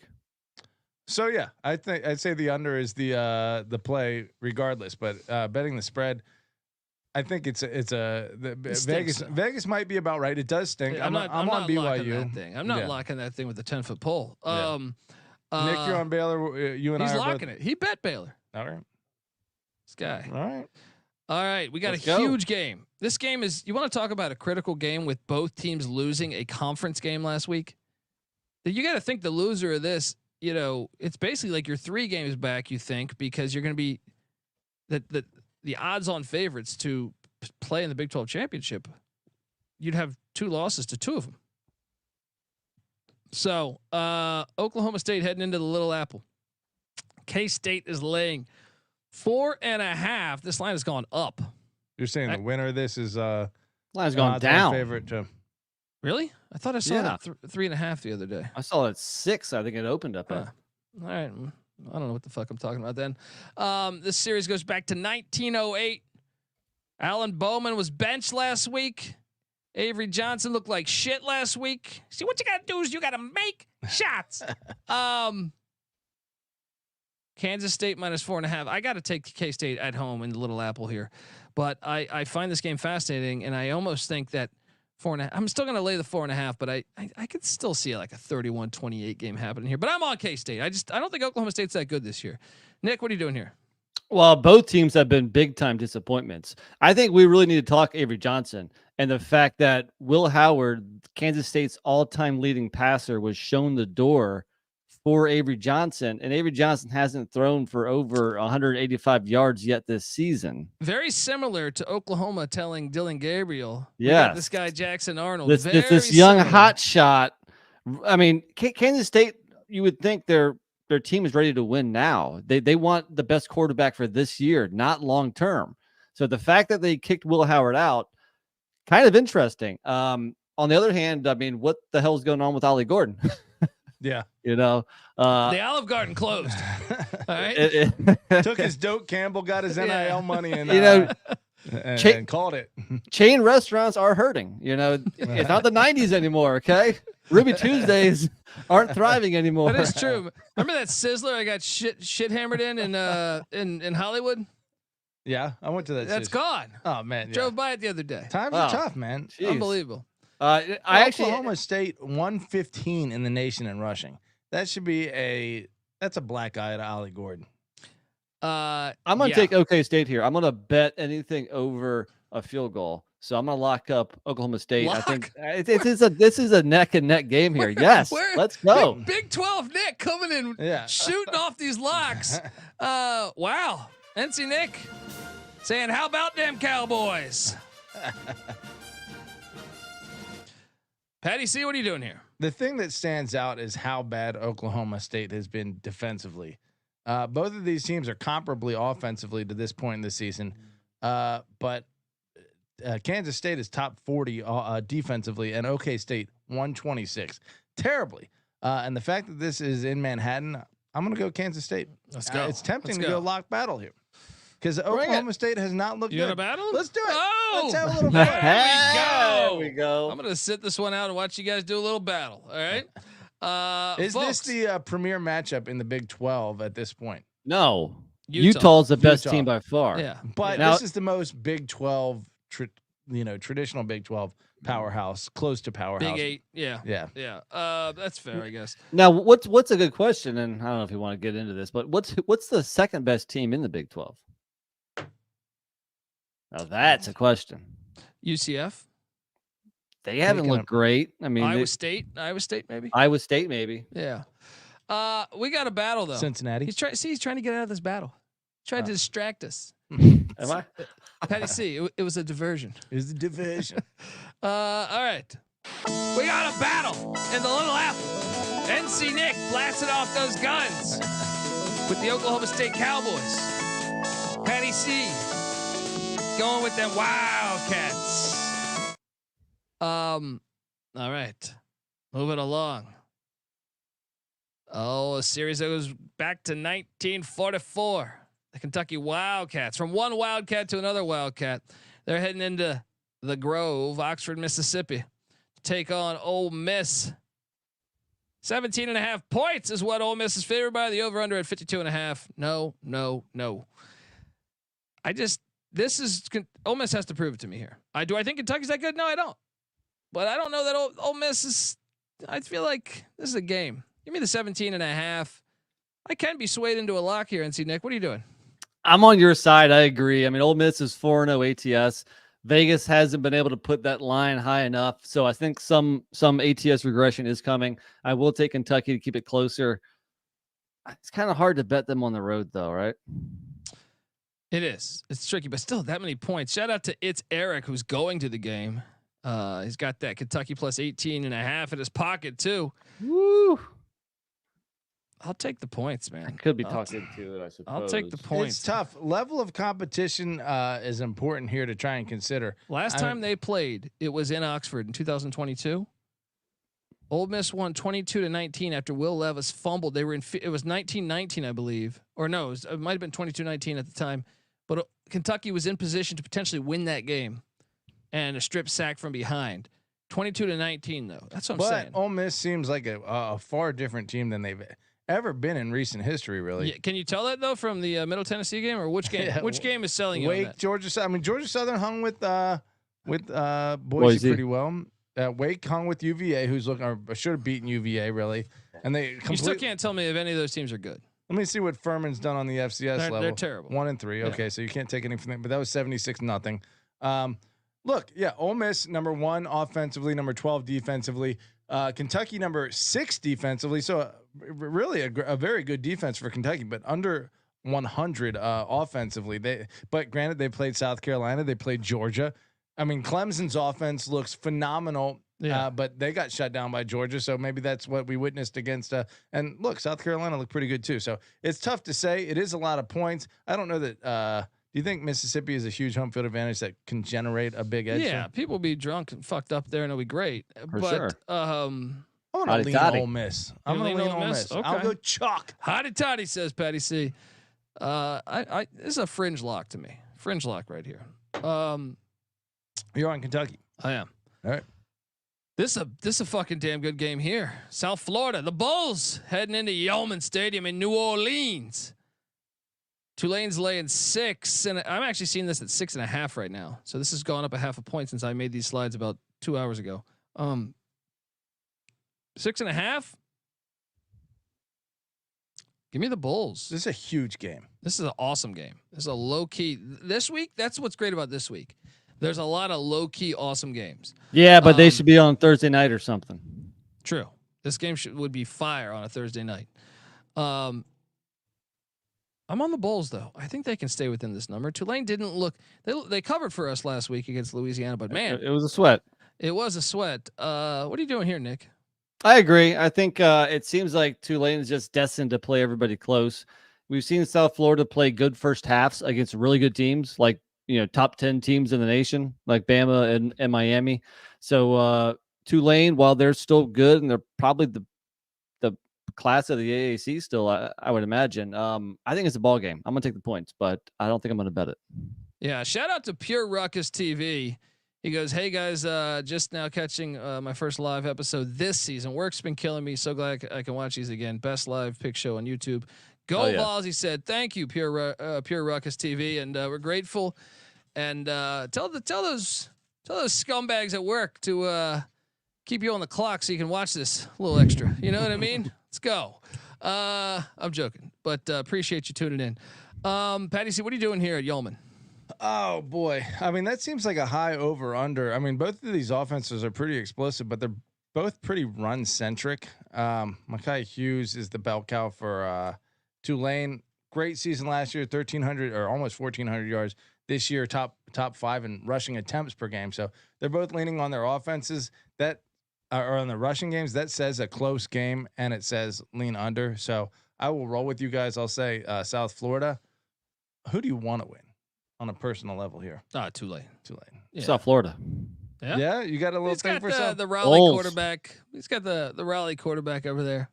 All right. Fair. Byron Brown. Moving along, the midshipmen fresh. I mean, did you see those videos of them partying after the game, of knocking off Memphis? The undefeated Navy midshipmen, and don't sleep on Blake Horvath. All right, the quarterback sounds like a Duke power forward, right? Nick Horvath was back in the late 90s, early 2000s. This sounds like a Blake Horvath steps to the line.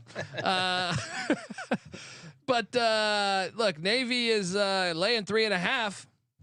I'm laying it, and I understand the sense of a letdown spot, but seeing Trent Dilfer against the service academies last year was a very bad look, as Navy beat him 31-6 last season.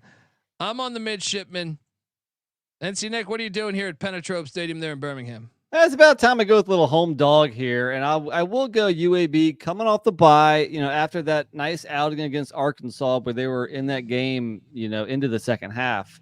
I think the bye week is the key thing here. Get that extra week to prepare. Give me UAB at home. Is that a wager? No, I don't think so. Okay. Patty, what are you doing here? I'm all over Navy. They're playing great. You're right. Blake Corvath over 10 yards of rush from the quarterback position. Both Army and Navy have just like absolute beast quarterbacks running the ball. That's a matchup I hope ends up being the AAC championship game. But look, Navy looked great, and maybe they did party too hard. But having lived with a Navy bro before, this dude would do coke till like 3 a.m. you know Lopez, right? Yeah. Lopez would like be raging and doing shots and coke all night, and then he'd be up at 6, clean and pressed, like fucking doing push-ups. It was pretty incredible. Every day. It was insane. Navy's on a different level. Give me Navy. While traveling last week through BWI, I did run into the Navy water polo team. Were they doing coke? No, I didn't see them doing coke, but they're pretty cool dudes. I mean, that was a sign last week to take them against Memphis, and I did. Yeah, that was another money line play by us that you should tell your friends about. Yeah, I'm on the midshipman there. I just think that UAB's defense ain't ready for this attack. NC Nick, we got a barn burner here at Carter Finley Stadium in a series that goes back to 1997. The Huskies of Northern Illinois, who have beaten, but just off of memory, I didn't even do a deep dive on this. They beat Boston College last year. The year before, they beat Georgia Tech. Oh man, I remember they beat Maryland when Ralph Friedgen was ranked. Well, Notre Dame's half ACC, right? That's what I'm saying. Watch out when you put. Should they expand and add DeKalb to that television market? Hey, watch out. NC State's only laying 5.5 points. If you would have forecasted this, it keeps going down. Start. I'm on the Huskies. Give me the Huskies plus 5.5. No wager though. This is gonna be an interesting game. I'll tell you that. I think Northern Illinois is actually the more complete team right now, but I just wonder if last game, losing that game to Buffalo, do they realize the party's over in a way? Like and the whole Dave Dorn angle. He came from NIU. I don't know what that probably doesn't really matter, but who gets up for that more, NIU or North Carolina State? I mean, he's been at NC State for like 9 years now, so I don't think anybody at NIU really cares anymore.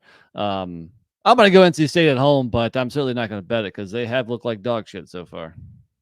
Yeah, I mean, it's a tough environment. This is a tough one to pick because they've looked so bad, and NIU has looked pretty darn good. I'll say one thing. Here's a daily fantasy pick. North Carolina State 102 in passing nationally. Ontario Brown, fourth in the nation in yards per reception at 27.6 and 1,200, almost 1,300 passing yards last year. He's having a very good year this year. So take Ontario Brown this week to go off. That said, I think I'm on NIU. I think NC State's on auto fade till I see different for me. Are you interested in a money line play? If it's 5.5, sure, why not? All right, there you go, Patty. Let's lock it. Wow. I feel like I'm being baited here a little bit, but I'll do it. I'll do it for fun. And you're the one that brought it up, Patty. See? Yeah. Well, I didn't say money line play, and then it's just close enough. You're the one that said, "Should we lock?" And Ontario Brown out of Savannah, Georgia, too. He's a dog at the running back spot. Oh, Savannah. He's a running back. Beautiful. Yeah. Wait. Am I looking? I'm looking at his rushing stats. I was looking at his passing stats there, or receiving stats. So he's getting 28 yards per reception. He's their leading receiver too. Okay, that guy's awesome. Yeah. Okay. I was wondering. I was like, what the fuck's he talking about over there? Yeah. Okay, so those stats are different. Never mind. I'm looking at the wrong stats. 7 catches for 193 yards, 27.6. maybe you don't take him to go off on NC State's defensive backfield from the running back position. Scratch that. All right, we're done with the noon slate. Done with that noon slate. And folks, if you're watching on YouTube, stay put because we're not going anywhere. But on the audio side, we're going to jump over to the B side where things get a little loose. Make sure you give Patty C a follow on Twitter at PattyC831. I'm on Twitter at DColbyD. NC Nick's on Twitter at NC__NICK. The College Football Experience is on Twitter at TCE on SGPN. YouTube.com/The College Experience. I'll see you on the B side.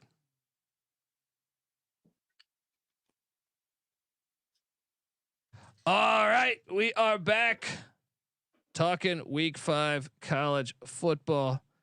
Someone in the chat said, "Where did I get that 10 on Tally site?" Look, if you go the week before, sometimes they have lines that are available. That's where I got it. I didn't bet it at 10 though, but that's what I got it. Where are we at here? Northern Illinois, All NC State, JMU. Yeah. Oh, this is a lock for me. This is a lock. This is the classic letdown spot. I think we take Ball State. I think we sprinkle a little bit on that plus 750 money line, NC Nick. This is a great spot. This is the Patty C Bowl. His two favorite teams doing battle at Bridgeforth Connect Stadium.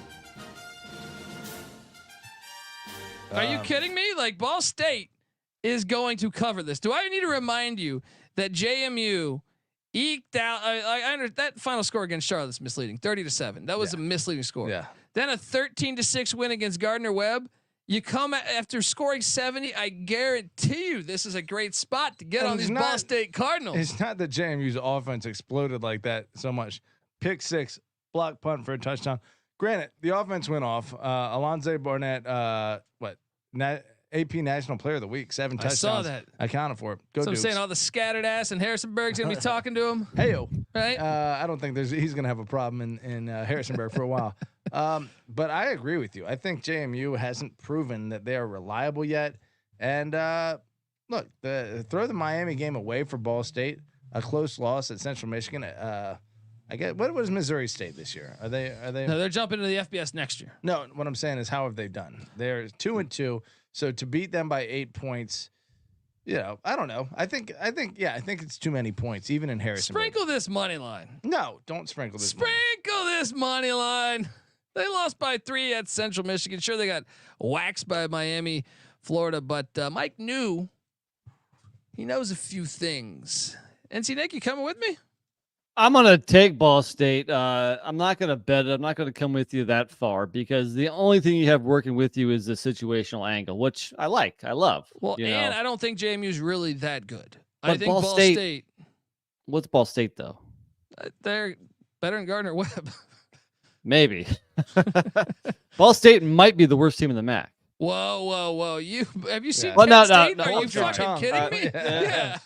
You're right. Disrespectful. Let me retract to Caden that. Samanza. All right, Ball State might be the 3rd worst team in the MAC. Yeah. Well, jump on that. I'll lock that up. That's a lock. Sprinkle that money line. See you at the winner's circle. Here's the only thing that worries me is, yes, I would agree with you that a 30-7 win over Charlotte, who has looked okay against some decent competition. That was dressed up a little bit for JMU. The Gardner Webb game was a rock fight all the way. Gardner Webb Nick, do you know Gardner Webb had the ball inside like the 10 with a minute left and a chance to tie that thing up? That's what I'm saying. Come on, Ball State can do this. I mean, who knows if JMU was keeping it close to the vest, keeping it vanilla and waiting for UNC. I don't think so. I think, when the game's that close, you open up the playbook and you got to do what it takes to win the game. For sure. And I think JMU was given everything they had, and they just weren't that good offensively. For them to come out of a bye week and hang 70, I will say that Barnett looked considerably better. In the first quarter, I know he was 1 of 6 passing, and then it finally clicked. I think missing enough open receivers early, he was like, fuck it, why don't I just throw an accurate pass? And then he started doing it all over the place. It's just that easy. It's his thought. Neil O'Donnell never had that thought. He just said, he never thought, I should throw an accurate pass. It's like, he's wide open by 15 yards. Maybe I don't need to get so excited and throw the ball 20 yards over. Somebody tell Bryce Young. Right. He used to think like that in Tuscaloosa, but life's a bitch. Yeah. Now that thought never crosses his mind. Yeah. Robert Martin saying lock up JMU. No, buddy. I'm telling you, I feel good about this one. Let's go.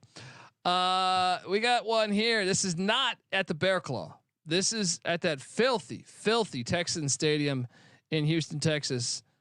Unfortunately, they have to meet some quota. This is a great game. This is a great game. Goes back to 1915. Texas State taking on Sam Houston State. Texas State's laying 8.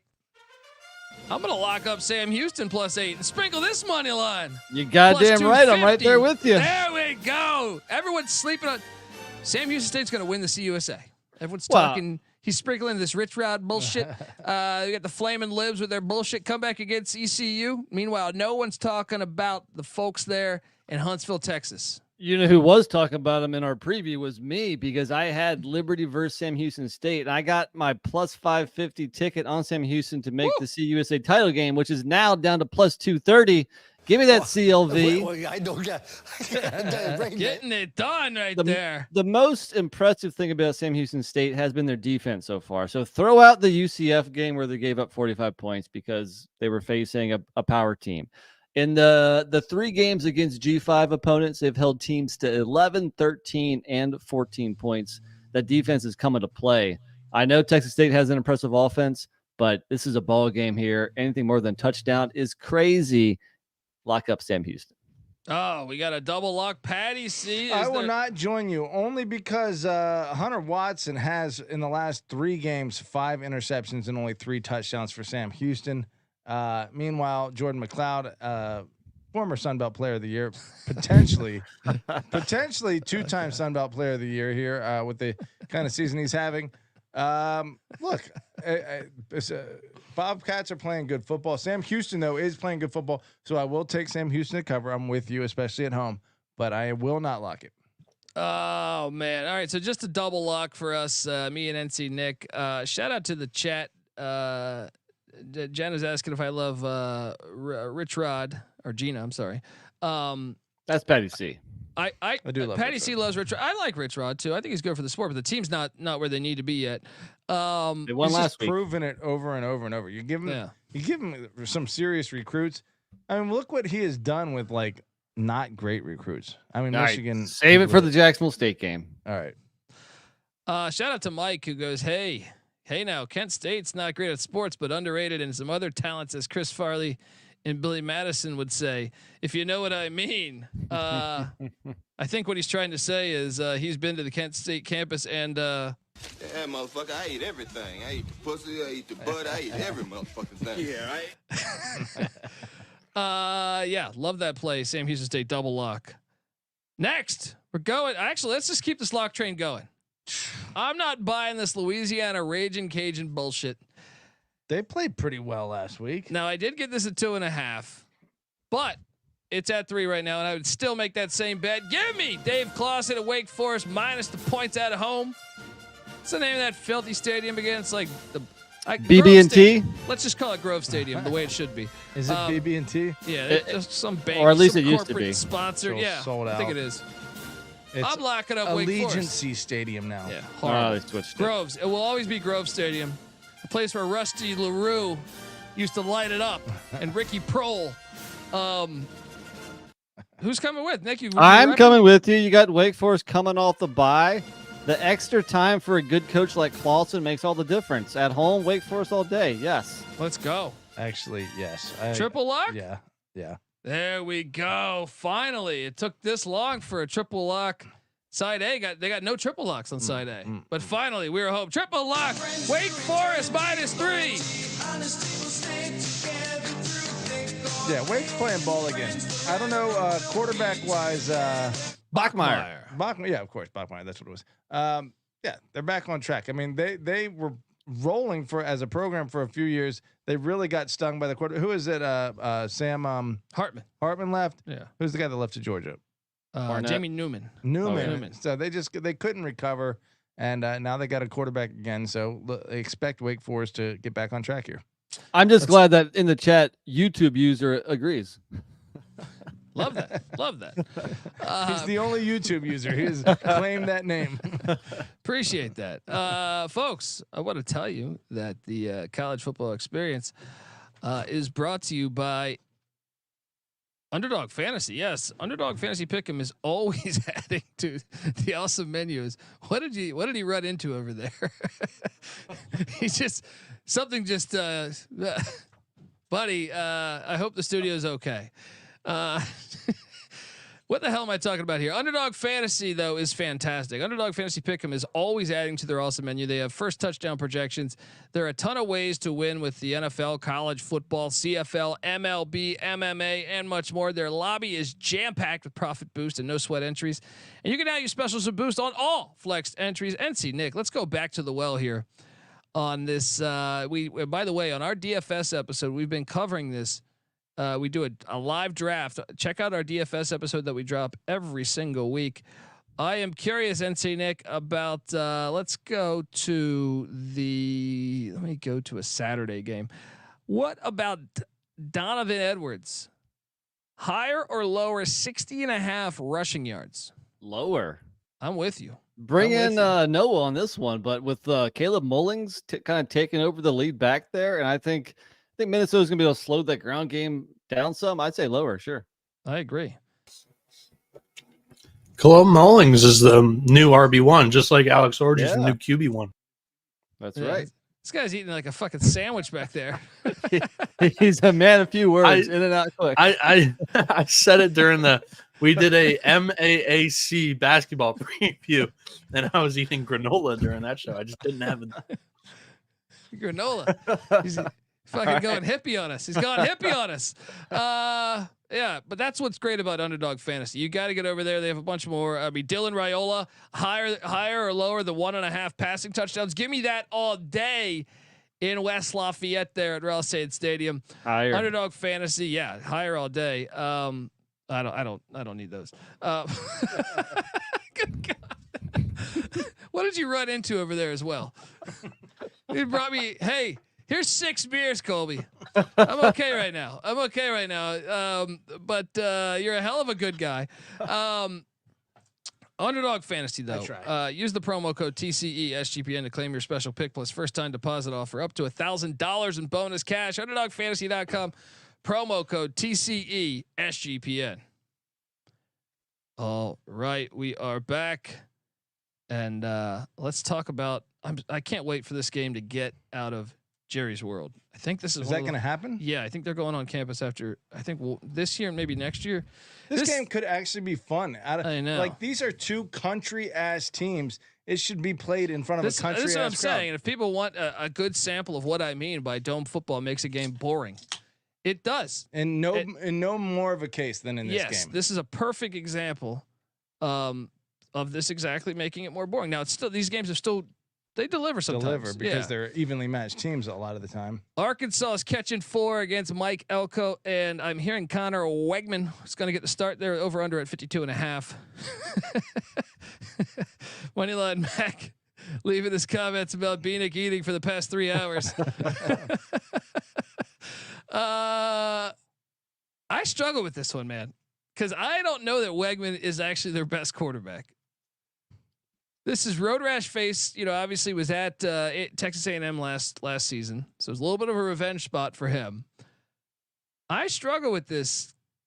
Give me Arkansas on the points. I think this is gonna be a close game. Give me like a 31-28, 27-24 type of game. Arkansas might even win this thing outright. NC Nick, what are you doing here? I think you have to. Like, why is A&M more deserving of laying these points than Arkansas? I mean, they both have one decent SEC win, Arkansas beating Auburn, Texas A&M beating Florida, but Arkansas also went on the road and had every freaking chance to beat Oklahoma State. Is that impressive though? Because Oklahoma State, it's more impressive than what A&M's done. Losing to Notre Dame close. Notre Dame sucks. Who's better, Oklahoma State or Notre Dame? Because they both had similar results. Marcus Freeman is 0-1 against Oklahoma State. Notre Dame's better than Oklahoma State. I'm taking Arkansas. I don't have that much strong conviction. If you're giving me 3.5 or 4 points, I'll take the points all day. Yeah, Patty C, what are you doing here? That number is just close enough to lean Arkansas. especially with the way Taylor Green's been playing. However, A&M at home, that is a strong home field advantage. But this game, this is Jerry's World. Oh, it's Jerry's World. You're right. Also, Taylor Green looked like shit last week. That's true. But he got that dub. True. Yeah, he finds a way. I'm gonna go Arkansas to cover and flip a coin on the money line. Yeah, I'm sorry. This is not at. This is in Arlington, Jerry's World. It's not in. Not a Kyle. Yeah. So, yeah. There's. That. I don't know if anybody can have a real strong feeling on this game though. These games are always wacky too. Yeah. Even at that filthy dome, they're wacky. Remember when KJ Jefferson tried to like dive to the end zone from like the 10-yard line? He fumbled and the ball went all the way back. Dude, these games have been insane. Yeah. Bowling Green hanging with Texas A&M. Does that scare you? No, that's what I'm saying. A&M is not as good as I thought they would be. That's why I'm taking Arkansas. No, does it scare you from taking? I'm taking A&M? Arkansas. Yeah. Yeah. So. I'm taking Arkansas on the points here. Chat's giving Beanick a hard time. Look, he's at that age. He's like 22. He's getting pretty hippie. I feel like if we cut to the screen right now, he's probably got some energy rocks sitting there. Lighting some incense. Yeah, I'm excited to watch that game. Next, we're going to the Coliseum. A series that goes back to 1953. Badgers catching 15.5.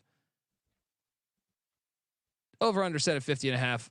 I can't take Wisconsin. I think Wisconsin is actually a bad football team. I will take USC minus the points. No lock though, just because I could see them backdooring this or something. But I feel like it's probably going to hit. Nick, what are you doing here at the Coliseum?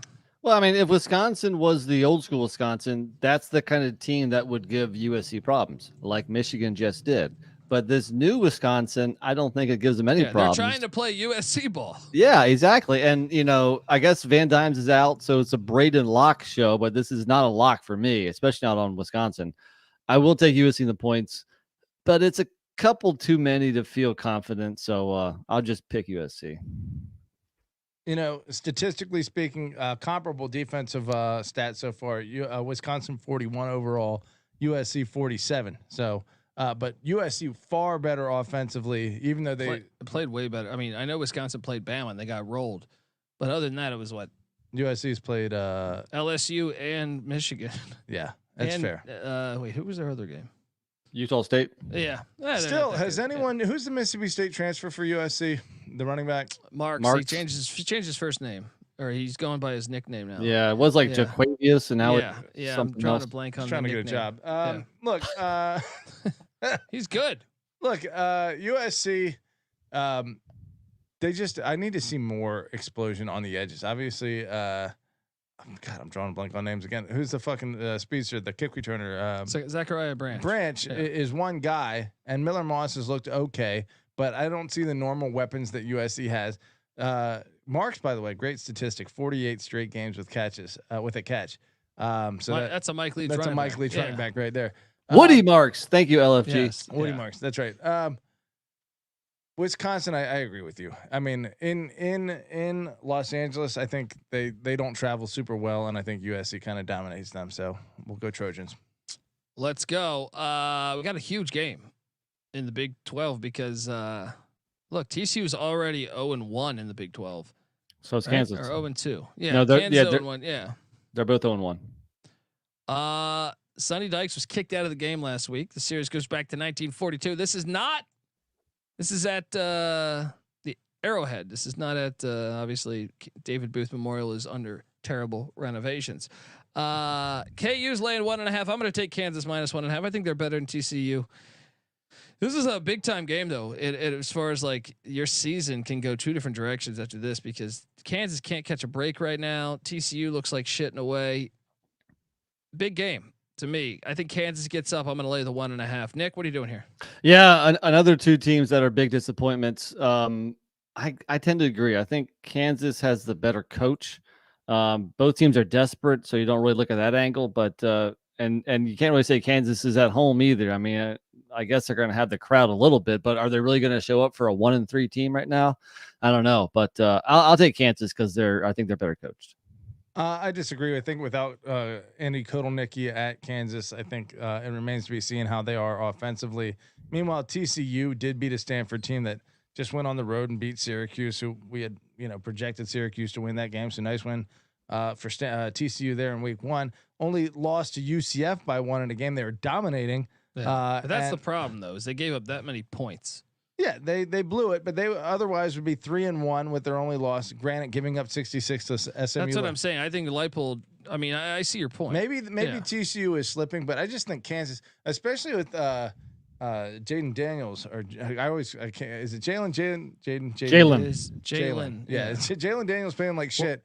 I think I don't know. That is a shitty game though right now. But I'm gonna lean. No, TCU. I think it's a big game because of the desperation angle. Yeah, but for me, it's almost like that Arkansas A&M game, neutral site, kinda, and like I don't feel great about either side. I mean, I think who really feels good about a side here? No. I mean, I lean Kansas, but I ain't not betting by it. much. You Yeah. said it was being played at Arrowhead. Yeah. I don't know what to make of that either. I think TCU is a better team, so I'm just going to take TCU. Money line, obviously not much of a play there, 1.5 points, but I'm going to take TCU. All right, let's move along. Shout out to everyone. Look, 220 live viewers over on the internets. All right, on YouTube. Drop a like and hit that subscribe button. Help us out, folks, please, if you can do that. And let's jump over to old school game. A lot of people don't know that Marshall was in the MAC twice and left. The series goes back to 1954, the first year they joined the MAC for the first time. They don't belong in the MAC though. I mean, Marshall's more like a country, like a southern country team. Although than a Midwest Ohio team. is country as fuck too. Let's be honest. Ohio, and MAC. Okay. I was like, well, I thought you were saying Michigan. Okay. They fit. I feel like they point. kind of fit in either one. Shout out to Magic Man Blanco giving us $20. Appreciate you, Magic. Magic's always the fucking best. He is. Known him for years. Hell of a good guy. He's been with us through the dark years when it was fucking COVID. We're just Magic Man's been. We're announcing Madden simulations, betting on marble races. Those are the dark times. That's kind of fun. Kind of miss those days. The marble racing was. I'm surprised it went away. Bring back the pandemic. I'm surprised. Bring back all that death. Yeah. Hey, government, keep on sending me checks for no reason. That is true. Hey, Trump gets elected. Wait till year 3. We'll get another one of those. Well, actually, he can't get reelected, so never mind. Anyway. I like this. I like conspiracy this theory, Pat out here. Look, here we go. Marshall. Didn't they have who's the dude that absolutely went off for them last year? Rasheen Ali. Ali. He's gone. What? But was he the one that had the huge explosive game? Because I'm looking at AJ Turner, second in the nation in yards per rush. Granted, only 21 attempts, but 12.1 yards per attempt. Something about Marshall's offense leads to really explosive plays from the running back. Well, they switched to the air raid this year, though. Surprised those numbers are holding up. Shout out to Nathan Cerna, who is with us as well. Well, that actually makes sense with the air raid because everyone's focused on the pass. I think I got a lock here. Marshall's not that good. And Western Michigan and Lance Taylor, I think they're solid. Buck 'em Broncos. Ride that money line there at Joan Edwards Stadium. Wrong team favorite. And C-Nick, what are you doing here? I'm with you. I planted a flag with Western Michigan in the offseason. They played Wisconsin close. I mean, I guess both teams have Ohio State as a common opponent because the Buckeyes haven't played anybody other than MAC and Sun Belt schools. I guess Marshall played them a little bit closer, but who cares? So I think Western Michigan and Marshall are relatively even. I think Western Michigan is slightly better. So I think anything more than a field goal, maybe you give Marshall 3 points because it's at home. Anything more than that is too much. I'll ride with you, Dundee. Let's go Broncos. Double lock. Patty C, you have the opportunity. I think this is the wife's Kalamazoo influence coming in again for Nick. No, I'm going to disagree with you guys. You're just going to ignore the head-to-head matchup on consecutive weeks where Western Michigan lost by 56 and Marshall lost by 35. I'm completely going to ignore that. Okay. Yes, you should, Patty C. You should. Let me ask you this too: Virginia Tech or Wisconsin? Who's better at this point? Wisconsin. Okay, barely. I don't know about that. And they both. I'll lay 2 with Wisconsin. They both lost by about 2 touchdowns. Western Michigan lost by 14 at Wisconsin. Marshall lost by 17. No, see, the difference is Western Michigan had the lead in the fourth quarter. See, that's why. Just go and look at these fucking scores. But you just said it yourself that it took Virginia Tech a while to pull away from Marshall. It did. Okay, so is Marshall respectable then in that game against Virginia Tech? They were respectable, but Western Michigan actually looked the part. They went toe to toe. If it wasn't for a fumble, I don't believe Western Michigan. Maybe it's just because I bought them early on Nick's advice and they haven't paid off for me. So I'm going to lean Marshall at home to cover 4. They paid off. They lost to Wisconsin and Ohio State. But they haven't covered. So they didn't get it done. NC Nick. They're 47-point They dogs. covered against Wisconsin, and Western Michigan's coming off a bye. There is a point to that, but look, I'm still going to go Marshall. And that's Moneyline Mac referencing the Hold Strong Patty to that Tudor's Biscuits NIL deal for the herd, paying off. I've never ate at a Tudor's Biscuits before. I've seen them on the highway. Aided? You never aided a Tudor's biscuit?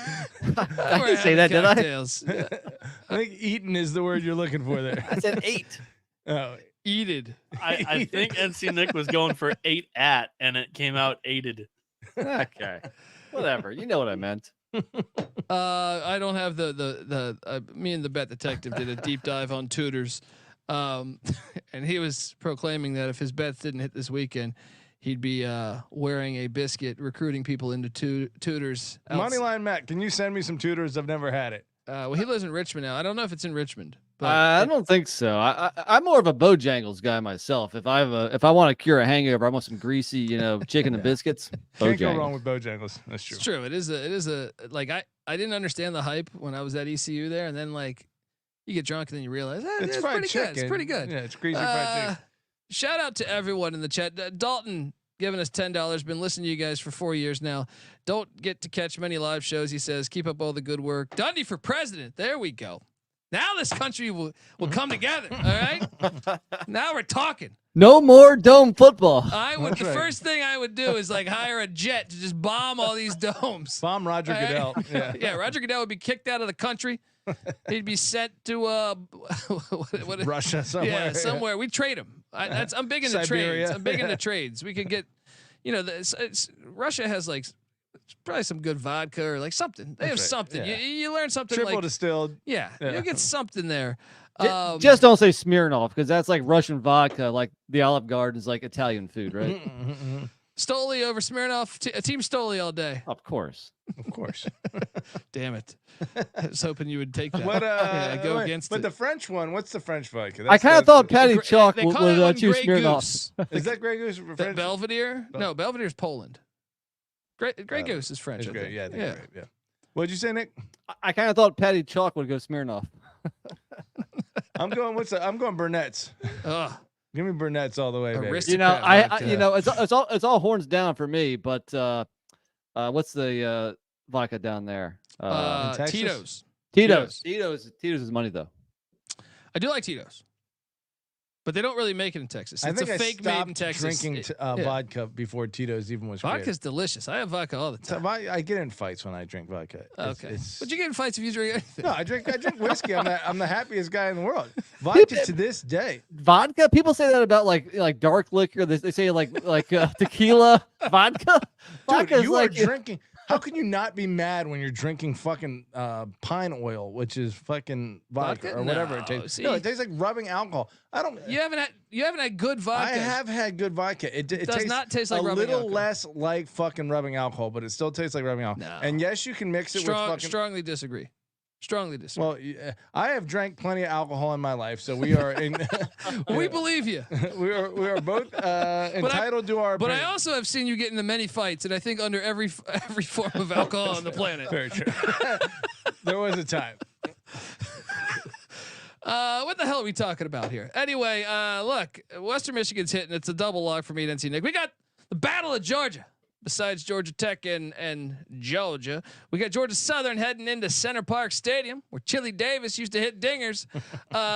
Georgia State's laying 3.5. I struggle with this one because Del McGee flying under the radar is a sneaky good hire for Georgia State. Del McGee's getting the max out of that program. Yeah. Give me Del McGee plus or no, -3.5. I think they're baiting you. I think everyone's going to want Southern. Give me Georgia State. Not betting this game though. NC Nick, what are you doing here at Center Park? I agree. I mean, Georgia State's been better than we thought. I mean, we thought they might be in the same group as like I don't know UMass and who's the other school? Middle Tennessee State, something like that. Yeah, and they have been better. But I'm gonna take Southern. I think Southern's a better team. They won 44-27 last year. I think Southern's offense. I think Georgia State can hang with that. Patty C? Yeah, Southern's performance against Boise was impressive enough. However, Georgia State getting it done, and that they had to fight to beat Vanderbilt, and that was not a legit that was a legit win. And getting them at home, Center Park Stadium, I don't know. It's hard to have a great feel for this. I will say no one goes to these games. Yeah, but maybe since it's in state, I don't think it matters. It's tough. Georgia State is a relatively new program, and it's fucking in a huge stadium. I think it's also not close to their campus. I think it's like a 15-20 minute drive. I could be full of shit. I never been to Center Park Stadium, but I think I've heard that. Every negative you could put together about attendance, Georgia State has going for them. DeAndre Buchanan, rather, first in the nation in kickoff return average, so maybe he does something for Georgia Southern to break this game open. However, I think Georgia Southern's performance was good enough that I'm going to lean Eagles. Georgia State also. Sorry, go ahead, Noah. The stadium's like 20 minutes outside of Atlanta. It's one big reason why the Braves wanted to move back into the city. But they didn't do that. Yeah, they went to the Braves went to they went further out. Cumberland, Georgia, or where the fuck they go? Somewhere my they fault. went. Yeah, I had it's not just Cumberland. had that conversation. It's somewhere, some town outside of there. Also, Georgia State has one of the worst uniforms. Oh, Brendan says it's a 2-minute drive from campus. What the hell do I know? All right. Oh. Georgia State is they just found the 1990s, and that's what they base their uniform on. 1990s just hit. Yeah. Right. Well, Del McGee strikes gold. All right. I'm sold on him being a better coach than I thought he was going to be. All right. I thought he was going to be a decent coach. I just didn't think this year. Wait. Georgia State favored by 3.5. Yeah. Lock it. You're on State or Southern? On Southern. Oh, okay. Patty C says, Lock "Come it, fly with the lock Eagles." It, money line. Come on, Woo! all that. Woo! Yeah. Let's go.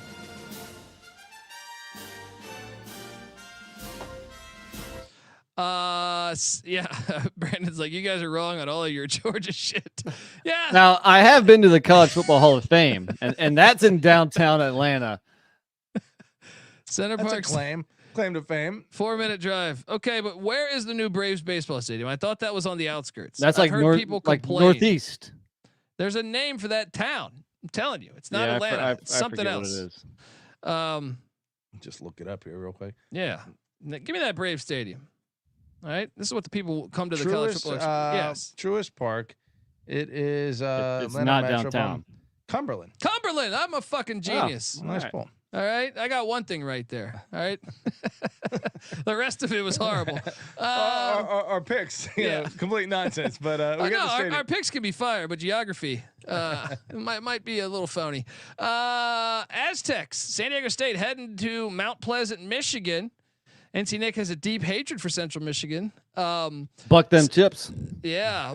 CMU's laying 3. No. Sean Lewis knows how to play these phony MAC teams. All right. I will take the Aztecs +3. Ride that money line. No, I might bet this. I don't know. Nick, what are you doing here? I'm going to take Central Michigan at home. I mean, San Diego State against FBS football teams, they've scored 10 points in 2 games. Yeah, I'll go chips. Not that impressive, I would say, for San Diego State, obviously. But how far can this program possibly have fallen that quickly? Central Michigan, I guess, has looked okay in a few games, but they got blown out by Cal. They did get blanked by Oregon State too. Yeah, I guess so. Am I really going to take? They fumbled at the 1-yard line in that Oregon State game. Their quarterback did a draw. Danny O'Brien, he fumbled at the 1-yard line. So are you going? I'm going Aztecs, man. I have to go Aztecs too, man. I have to go Aztecs. Jamie Hove saying Cobb County's the home of Big Boss Man. Oh wow. Oh yeah, Cobb County Justice. You guys are okay taking Southern because I'm with State and Big Boss Man. That might have swayed me. Not gonna lie. What was the other one that was always in Cops? It was Cobb County and what was it? Fulton County. And Cops was Daytona Beach, is where they set up shop. Yeah, I feel like anywhere in Florida. We used to bet on which Cops episodes. You sit there and say, I'll give you odds that it's Vegas would be another big one. Vegas was an underrated one, but it was mostly anywhere in Florida. That makes sense. But Daytona Beach was like, and I feel like Myrtle. They were getting Myrtle sometimes. Yeah. Myrtle gets dirty. Why is Cops better with Southern Cops? I feel like they just have a little more mojo to them. I just feel like they get more fucked up down there, right? Like not the cops. I'm saying, well, the cops Their probably shit talk too. is funnier. But I'm saying the drunken people that they're arresting. Yeah, they probably get fucked up in the South. Dude, you go to New Orleans. I'll never forget. Like my first time. And they in run New away Orleans. more. I don't know if they run away more. It's more comical. I was with my ex, and we go to check into the hotel. And I had been this was her first time in New Orleans. It was I'd been there before. We check into the hotel. We exit the hotel to like go see. We're right next to Bourbon Street. And like a couple, like who's probably 60 years old, is just yelling at each other as they clearly are coming back to the hotel, but they stop like 10 minutes before the door, and they're just in oh fuck you, right? And it's like just going back and forth, and then in the middle of it, the woman vomits all over like in the middle of her argument, she just vomits everywhere, and it was just welcome to New Orleans. It's best in the South. Anyway, surprisingly, it wasn't in New Orleans as much as I thought it should have been. You would think New Orleans would be like a hot spot for it. Yeah. I'm on the Aztecs. That's our the handicap. local police force has to agree to it. They might not want to. It might New Orleans shine a bad light dirty. on the city. Yeah, New Orleans police is too dirty. We can't show them this. That's one I somehow went down like a rabbit hole on how like they might have been the most dirtiest police department of all time, like in America. I know like LAPD and NYPD at times you get that. You would have to imagine, dude. You go to look at the 70s and 80s in New Orleans. It's foul. Grimy as shit. Foul, man. There's a documentary about it. So yeah, that's our handicap on why San Diego State will get it done against Central Michigan. I just think Sean Lewis is accustomed to playing these teams, and I think I think they got a bye week. Coming off the bye week, heading out to Mount Pleasant to get it done. What is he? 2 years removed from the MAC? Yeah, 2 years removed from the MAC. True. We got another MACtion game in Athens, Ohio, at Peden Stadium. The Zips are heading into Athens, Ohio, to take on NC Nick's Ohio Bobcats. Series goes back to 1912. Ohio's laying 11.5. Please tell me you're locking this. Give me Akron in the points. What? It's a MACtion game. I told you. Why did I hit on Buffalo last week? You can sell Joe Moorhead at this point. It's okay. You don't have to stick to your guns. We're not going to blame you. Don't go down with the ship. Yeah. What are you talking about? Like, don't go down with the Zips. I mean, I guess they have played pretty good competition to this point. That's what I'm saying, buddy. And you forget that last year was an 11-point game and Akron didn't have their starting quarterback. All right. So I think they can cover. Nick, am I crazy? Yeah, I think so. I'll go Ohio, but I don't feel that great about it. Look, their win over South Alabama is looking like they beat Alabama themselves. They didn't have Fluff Bothwell did play that game, but they didn't have what's the quarterback's name? Gio Lopez. Yeah. Still. Now squeaking by Morgan State for Ohio, not that impressive. So assuming that Akron is better than Morgan State, I mean they beat Morgan State by 15. So I see what you're on to there. And I do see that Akron at Ohio, or Ohio State at Rutgers, and at South Carolina. So those are much more difficult competition than Ohio. I sold you, huh? I'm not as I just can't. Akron's on auto fade right now, right? How's Colgate doing? They beat Colgate by 11. Colgate's sitting there at 1-3. Okay, there's nothing to take away from this. I'm going Ohio. It's going Ohio. NC Nick's going Ohio. Right, Nick? Yes, correct. Okay. All right. Look, folks, before we get to the next game, I want to tell you that the college football experience is brought to you by BetUS. Bet with the best in the business, BetUS. Yes, they've been around for more than 30 years. BetUS, that is. And look, you could easily deposit using cryptocurrency and get lightning fast payouts. I told you I like Rutgers Friday night. All right. Support SGPN and get yourself access to another great book by signing up at BetUS. Use our link to sign up and get 125% deposit bonus on your first 3 deposits. Yes, not one deposit, not 2, but 3 deposits. Go to sportsgamblingpodcast.com/BetUS. That's sportsgamblingpodcast.com/BetUS. Promo code SGPN so they know that we sent you. BetUS, America's favorite sports book. We're also brought to you by Rhythm. SGPN's proud partner. Rhythm is the #1 AI-powered sports betting platform that helps provide bettors of all levels the ability to build custom predictive betting models in seconds and get predictions for betting on money lines, spreads, totals, props. Look, you can copy one of the top performing models from the leaderboard, or you can build your own. And Rhythm will give you predictions for every game and player prop, and also has a slew of stats, research, and trend analysis to give you even more of an edge with your betting insight there. Claim your free 7-day trial period today by going to sportsgamblingpodcast.com/rhythm. That's RITHMM. That's sportsgamblingpodcast.com/rhythm. All right, we jump to the next game. We're going to a big one in Boone, Kid Brewer Stadium, and a series goes back to 1987 when Eric Green played tight end for the Liberty Flames, the Flamin' Libs.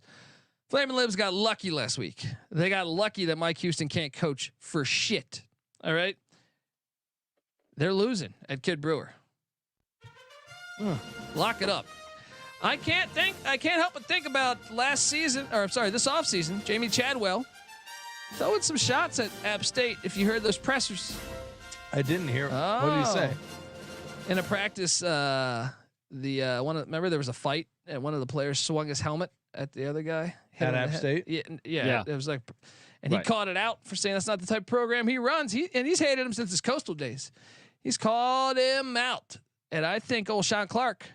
Wait. Was it a scrimmage between the two of them? It was just a practice. Went on App it went State viral. social media and talk shit. It went viral. So yeah. All right, Chadwell.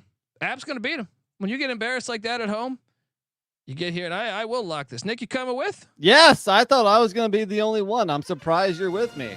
I thought everybody was going to be on Liberty after that embarrassment. Look, this is the ride that we're on with App State and Sean Clark. App State hasn't lost back-to-back home games in a decade, 10 years. Woo! App State wins this. Let's go. Lock it up. Double lock, Patty. Well, let me say this. If I'm rooting for App State here, which is, App State has been the kryptonite for JMU for the past year, and maybe longer. It's only because Liberty is equally as much of a shit talker that we don't like. But I think you guys may be onto something. My instinct would be to say you guys haven't lost back-to-back home games in over a decade. But App State also hasn't looked this bad through 4 games in probably over a decade. They were 6-6 maybe, 1 year. Maybe 1 year. Okay, and that might. And they beat A&M that year. Yeah, I mean, App State's been a phenomenal program. Liberty, meanwhile, sitting there 4-0. They do have the common opponent in ECU. App State had to come back to win by 2. Very similar games, actually. Yeah, Liberty both were won by 11, but they pulled away late, right? Yeah, it's a 3-point game in the. Yeah, I think they're probably comparable programs. I think I'm with you guys. I'm not going to lock it. Should I lock it just for fun? I'll lock it just for fun and because I don't know if I want the JMU fan locking it on App State. I don't know. Whoa. No, okay, fair point. Fuck App State and fuck Liberty. I'll say that. Can I not bet this? Sure. Look, no, but you don't have to bet it. You have to pick App it. State is irrelevant in the playoff conversation this year because they fucking suck. Okay, that might come back to bite me later. But Liberty is still very relevant, and since we're also relevant, I'm rooting for App State. So I'm going to take App State to not only win, cover, but to win on the money line. All right, lock. Sure. Triple lock on the Mountaineers. Let's go.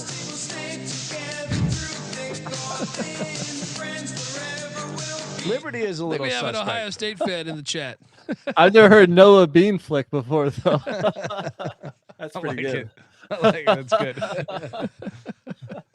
It's not embarrassing if it's a chick. If it's a dude, you're flicking a chick's bean. That's a good thing. I love the chat. It's great. It's great. It was funny. My wife had seen the. I had gone to the bathroom and left my phone out, and she saw the message of the DM of "You're a fucking idiot." And she's like, "People talk to you like that?" Like, yeah, and I actually love it. We welcome it. We welcome it. Anyway, let's move along. That game's fantastic. Another fantastic game going on in the desert at that filthy, filthy dome. Should be Sam Boyd Stadium. This series goes back to 1979. It was a great game. Fresno State, UNLV. Can Tim Skipper continue his winning ways? He's been with the program for a while. He played at Fresno. against these running Rebs. I am going to take the points. I know that UNLV looks really good this year. With my boy Matthew Sluka, who I was hyping. If you listen to this very show, I've been hyping him for years. But I just can't get over the fact that Fresno has won 6 straight against these guys. Give me Fresno to get it done. Patty? Is this not the best Fresno or UNLV team you've ever seen? Yeah, this year, last year, right? Last year 8-5. This year sitting at 3-0, but really impressive. 2 Power 5 wins on the road. Houston and Kansas in their first 3 games. They get the bye week going into Fresno. Fresno, meanwhile, looked like shit against Michigan. Let's be honest. I mean, what? 10 points. points. 6-point game in the fourth quarter. Okay, well, their offense looked like shit, which is the hallmark of against Fresno. Michigan's defense. Play Michigan, jeez. They managed 10 points. That's not the impressive part. The impressive part is being close to Michigan. Michigan's got like 6 first-rounders on their defense. This guy's giving Fresno State a hard time. 10 points. In no way you can slice that as an impressive offensive performance against anyone in the nation. Maybe against Georgia or someone. I guess Michigan's probably among the best teams in the nation, but 10 points for a team that I would say Michigan's whose defense bread and butter is their offense. No, Fresno did not look good offensively against Michigan. Now, I thought they moved the ball. They just made turnovers.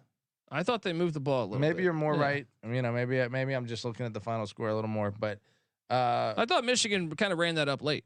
You know what I mean? Like that was a close I think game. Overall, it was a decent performance against Michigan, but I would say, you know, it's just offensively that worries me a little bit. Meanwhile, in the meantime, Fresno, great performances against Sac State, New Mexico State, and New Mexico. Lesser competition, but great dominant performances. UNLV though, pretty darn dominant. What's the spread on this? 4 for UNLV as favored. Yeah, I think I'm gonna lean Fresno on the road just because. Will this be packed? Has UNLV with 2 Power 5 wins brought in the Vegas crowd? I or is would this like going to be see empty? this stadium get packed for fucking once. That would be nice, right? They don't even open up the top deck. It's like a goddamn Oakland A's game. So the bottom deck will be closed for this? No, the top deck is normally always closed. I mean, the top deck will be closed. Yeah. I mean, normally, that's what I'm asking. Since they've won against 2 Power 5s, will that ignite the Vegas fans to go to this thing? Yeah, I doubt they fill that stadium out. Even still, UNLV needs to get it together. Their fan base kind of sucks. But Nick, fans or not, I'm buying in. I will be the first to admit I was slow to buy UNLV as a legit contender, and that's what Barry Odom has built them into in a pretty short period of time. So at home, coming off a bye against Fresno and let's just say a questionable head coach, I'm going to go UNLV here. I will lock them up and disagree with you guys. Woo! Let's go run Rebs. Woo! NC Nick locking up these Rebs. Laying 4. I mean, blasphemy. I spent 5 minutes shitting on Fresno, so it's not like I'm super strong on them. But I will say, you know, their comparative performances aside from that Michigan game, you know, equal matchup here. I have to pick up the pace here a little bit. All right, let's go. Right? Yeah, let's. Moving along, Notre Dame is hoisting the Louisville Cardinals. Notre Dame's laying 6. I can't do it. I got to take Louisville +6 because I don't know that Notre Dame's offense can move the ball against Louisville. I do think Notre Dame's defense could pose some issues for Louisville, but I will take the 6 points. Nick, what are you doing here? I agree. I mean, I think Notre Dame is 2-dimensional offensively. They're currently ranked the 108th ranked passing team in the nation, and it's not like other than A&M they've played great teams and, you know, great defenses. So I think Louisville will at least be able to slow them down enough to cover. Notre Dame might end up winning. They might get revenge from last year, but give me the points. Patty? Tyler Shuck having a great season. Let's see if he stays healthy, but 5th in the nation in passing efficiency behind Dart, Aller, Milroe, and Ward. So that's great company to keep for Tyler Shuck. I think that's enough for me to roll Louisville to cover, potentially money line this. Richie Rich saying Notre Dame upset. They're favored, buddy. We got a big one at the Moon Bounce down in Orlando. The very Golden Knights are hosting the Colorado Buffaloes for the first time ever that these two schools are playing. Laying 14.5. Stop it. Give me my Buffs plus 14.5. Yeah, forget Dion grew up not far from there. All right. He's not going to go back home and get embarrassed. All right. Also, I like some nuggets I have about this game that I wrote down. If I could find my notepad here, And I think it starts with the fact that, where are we here? Colorado has the 5th best pass offense in the country, and UCF has the 94th pass defense. That is enough for Colorado to stay in this game. Give me the 14.5 with the Buffs. NC Nick, what are you doing here? This is a lock, by the way. I'm locking this. 14.5 is too many points. Give me this. Colorado's defense has actually been pretty good this year. They've been improved. Special teams been asked. The offensive line been asked, but Let me push back on you. what's that? UCF, the number 3 rush offense in the nation. Colorado, the number 83 rush defense. Yeah. So UCF's bread and butter isn't throwing the ball. That's what I'm saying. They're going to be running with KJ Jefferson. Okay, and they'll be running all over Colorado. I think Colorado's defense is actually decent. They're just not they're not built for the trenches. There's still something Dion has yet to conquer from a recruiting and transfer portal standpoint. They've improved, but that's still a weak point. I think KJ Jefferson throws a few too many 50-50 balls. I think you're crazy. I think UCF's a way better team. I'm going to lock UCF. Wow, we're doing battle. NC Nick, you want to get part of this battle? I don't. I'm gonna sit this out. I do think it's a couple too many points. I'll ride Buffs in like a 7-10 point game, but I'm not battling this. Somebody needs to tell All Right needs to shoot us like a DM or something. We need to get him some swag because that dude's crushing it All here. Right gives us $50. Please DM me at the Colby D on Twitter. All right, and how am I gonna know it's you though? Anyway, just message me. Message me. All right. Then we're gonna have to. If you pass the 5 questions, all right. Which weekend at Bernie's was better, 1 or 2? That's right. And who you taking? UCF or Colorado? Yeah, and who you taking? We got a battle. All right, folks. In one corner, Patty C saying, "Give me the Golden Knights at the Moon Bounce." In the other corner, Pick Dundee riding with the Buffaloes. Let me tell you what. You're a Buffs fan, and I kind of halfway hate UCF because I'm a Cincy fan.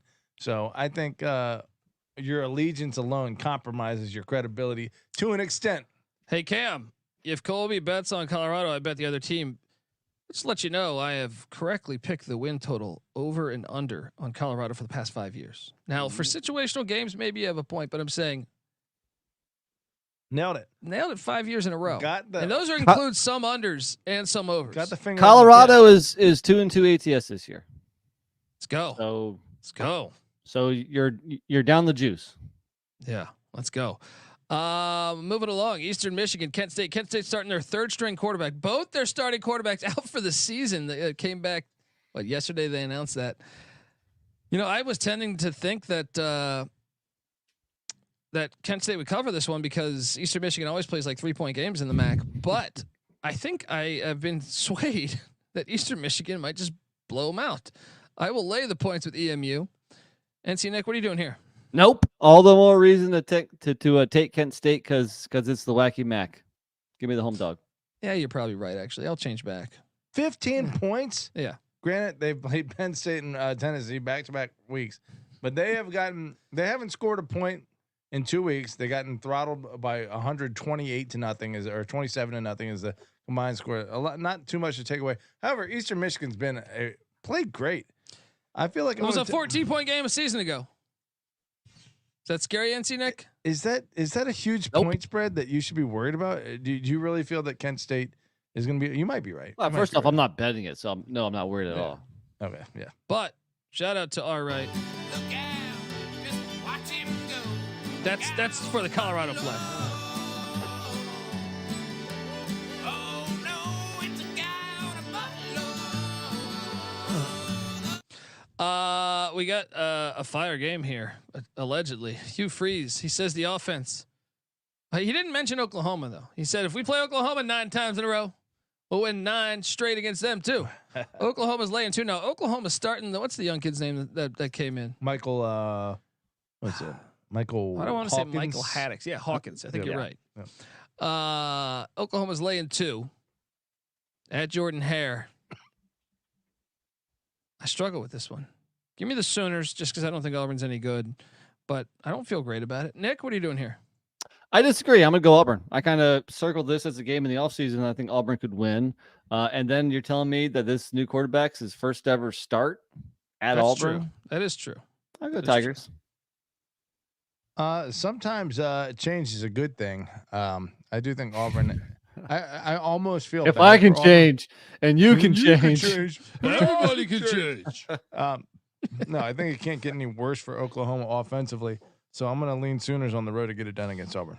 Remember that scene that no one talks about when he tells Adrian, "Hey Adrian, go upstairs so I can violate you like a parking meter." Went over Good everyone's line. head. Good line. Watch. That was a real He quote. says that. He says that in one of the Rockies. He said, "Adrian, go upstairs, all right, so I can violate you like a parking meter." Fucking Stallone. Man. That's my Stallone. It's horrible. Horrible Stallone. I think that First means. blood. I think that means anal. Woo! We're on the B side. Now we are talking about Hugh Freeze here. Yeah. Patty C, are you going Auburn or Oklahoma? Anal is the B side, isn't it? I'm gonna go. I think you might be onto something there. No, I'm on Oklahoma. Well, hold on. The B side is where things get loose. That's right. Yeah. Well, okay. Let's just leave that alone. All right. Next, we go to a future. I'm so excited about this future conference matchup. Next year, though, we got UMass and Miami, Ohio doing battle at Jaeger Bomb Stadium. Miami, Ohio's laying 18. Get out of here. UMass going to stay within this 18.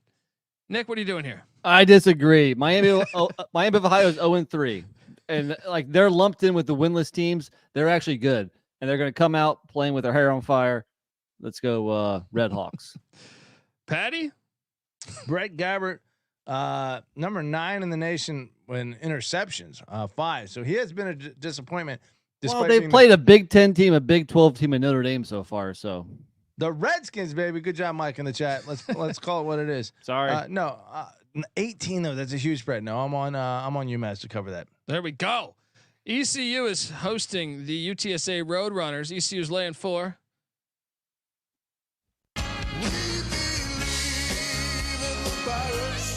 Lock up these Pirates. We have 3 missed field goals, but we win by 6. Lay the 4. Let's go. Get right spot, right, Patty C? What are you doing here? I agree with you.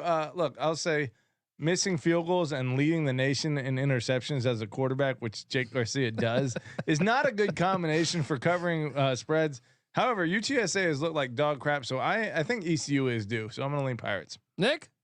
Yeah, I mean, I think this is a good spot for ECU. I think UTSA is struggling, but from what I've seen of late, I actually can't bet it, so I'll just pick ECU.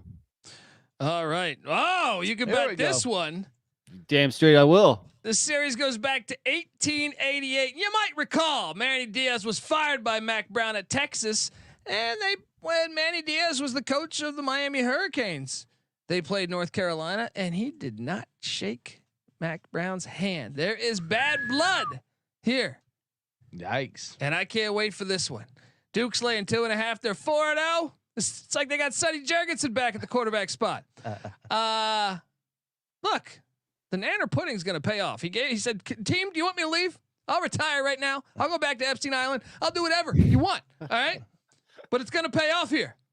Has Mac Brown attended any of Diddy's parties? Oh yeah, definitely. If he was at Epstein Island, definitely on accident though. This is not on purpose. A wrong turn. This is like oh, okay. But guys, I'm locking up North Carolina. It's like get right spot at your little Wallace Wade Stadium. You built that new deck. What's that new devil deck? Mac Brown's gonna have some of his nanner pudding on that devil deck after he gets that dub. NC Nick, you want to lock battle? Well, I mean, history is on your side. UNC's won 5 in a row, which means Mac Brown, his return to UNC, he's beaten Duke each time. He is 5-0 in his return. Now, the last 2 games, a 3-point win and a 2-point win. Well, let's just say UNC got a very favorable whistle in both of those goddamn games. That ends right here. I'm telling you guys, UNC is going to fall apart this year, and Mac Brown is going to coast on into retirement. Last week was the start. This week continues. I'll go Duke at home. They break the curse. They get over the hump. They take the monkey off their goddamn back. They beat UNC. I'll lock it up. Let's go lock battle. Patty, you want in on this? No, I don't. But I do have to say, you got to take everything Nick says about this with a grain of salt. But I will say these are two opposite teams. North Carolina, very offensive and not so defensive. North Carolina, I want to say offensively was, hold on, let me get that pulled up. And Nick, you know, Manny Diaz's dad was the mayor of Miami. Has he been to any of P. Diddy's parties? Possibly. Oh, they definitely have. They definitely. I mean, they were probably at his house. North Carolina 22 offensively, Duke 93. So North Carolina the way better offense. However, Duke 17 defensively, North Carolina number 70. So, Patty, did you watch that UNC Minnesota game? And you tell me they're a top 20 offense? Well, I did see their quarterback go down in that game, so that might have had something to do with it. I also saw them hang 50 on JMU, which again might not be that impressive. Hampton, Omarion Hampton is an elite back, but Duke is. What do you think about? Reminds you of Lorenzo Hampton, right? Who is the hell is Lorenzo Hampton? Is that old Dolphins running back? No. Oilers. Rodney Hampton. Rodney Hampton. Yeah. Okay. Michigan State. How are you? How are you impressed with Manny Diaz so far? Are you happy with him, Nick? Honestly, I mean, I think Duke's done what they handled their business. They went 4-0 out of conference like they should. They still have a lot of getting better to do. Right now, I'd say they're like an above average team, and the record may be a bit misleading, but I just think UNC's in for a train wreck. So I'll say this: UNC is the sexier team, but North Carolina, I think, is the better. Or Duke's rather the better team. So I'm going to lean Duke to cover 2.5. We got a battle. Dundee with the Tar Heels. NC Nick with them filthy Blue Devils. All right, moving along. We got to speed this thing up, man. This Mississippi State is catching 38.5 at Texas. Mississippi State is without Blake Shapen. He's out for the year. The series goes back to 1921. Texas. I'll take Mississippi State garbage touchdown that covered, but don't bet this game. Patty, what are you doing? I want to say Manning will try and put up some stats, so I got Texas covering this at home. Old Dominion heading up to Bowling Green. First ever matchup. Bowling Green's laying 9.5. That's too big of a spread. Give me ODU to cover this. Yeah. NC Nick, what are you doing? Y'all are just haters. Leffler haters. Bowling Green goes on the road at Penn State, at A&M, two very difficult places, and loses one-score games. They're going to come back home and put it on ODU. Wait. They beat, was it Minnesota? Was it Minnesota 2 years ago? And then the next game they lost to an FCS. Leffler lacks consistency. Let's see if he could pull it off. Buddy. This year's team is different. Bowling Green, lock it up. Lock. Whoa. I locked it up last week. What'd you say? There you Easy go. money. I will say that and that field goal didn't even go in. Did you catch that? Yeah, A&M made a critical field goal. That was bullshit. It was like Rich Carlos all over again in '86, where for the Browns and the Broncos in the AFC Championship. Phony field goals are happening out there. Ask Matt Campbell. I'll say this: ODU, both of these teams probably the most phony losing records in the nation for the quality of the programs they are. ODU respectable losses against South Carolina and ECU did get slapped by Virginia Tech, but like Nick mentioned, was it Tennessee and Penn State that Bowling Green lost to? A&M and Penn State. Or A&M and yeah. I just think that's a few too many points, so I'm going to roll ODU. Let's go. Wagner, the vacuum company, taking on FAU. FAU is laying 27.5. Cam Fancher is going to split time with the backup. Yeah. I'll lay it. I don't like Cam Fancher in this bullshit abrupt slide stuff. But Nick, what are you doing here? I agree. FAU. Patty? Yeah, Fancher was an impressive athlete, so I think I got to roll FAU here. It's a lot of points, but give me FAU. Oh, Louisiana Tech is heading into Miami Pitbull Stadium. Speaking of great logo, the old Sun Blazers. Go back to the Sun Blazers. Need to go back to that. The Panthers. I know. But you guys catch that game? How they lost to the FCS last week? It was like Ernest Biner against the Broncos in '87. Yeah. We talked '86. Let's go to '87. He was at the 1 yard line, and he got stripped as they were about to win the game. They were down 3 in overtime. And they had like a 20-yard run. He gets stripped at the 1 yard line. Brutal. That was a familiar theme last week, huh? It was. I'm locking up FIU. I think they win this on the money line. This La Tech bullshit out of here. You don't walk into Pitbull Stadium and start dancing around. Disagree completely. You taking La Tech? La Tech's been impressive so far. Florida International's been disappointing. I locked up Tulsa last week. Tulsa beat La Tech. What was the spread on that? Tulsa was a dog. Okay. Well, anyway, La Tech, I don't think anyone had them being the fact that Tulsa at all was a dog against La Tech shows how impressive Louisiana Tech has been. Yeah. NC Nick, what are you doing here? I go with the home dog here. I like it. All right, continuing on this journey, UT Martin, an FCS is favored against an FBS in Kennesaw, Georgia.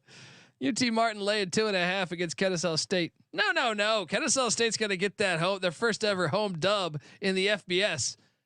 NC Nick, what are you doing here? I agree, even though I do like the goggles on the Skyhawks there. Is that Horace Grant? I can't tell. NC Nick, I'm sorry, Patty C, what are you doing here? 0-3 at the FBS level. Yeah, I think they get off the schneid after the bye week. Homecoming in Kennesaw. Let's go. Iowa State is heading into Houston, Texas, taking on Willie Fritz. Houston looked like shit last week. You know what that means this week, though? Remember when they got fucked up by UNLV in the first game? They answered the call, almost beat Oklahoma in week 2. I'm locking up Houston plus 13.5 at home. Who the hell's Iowa State? Just because you blew out Arkansas State?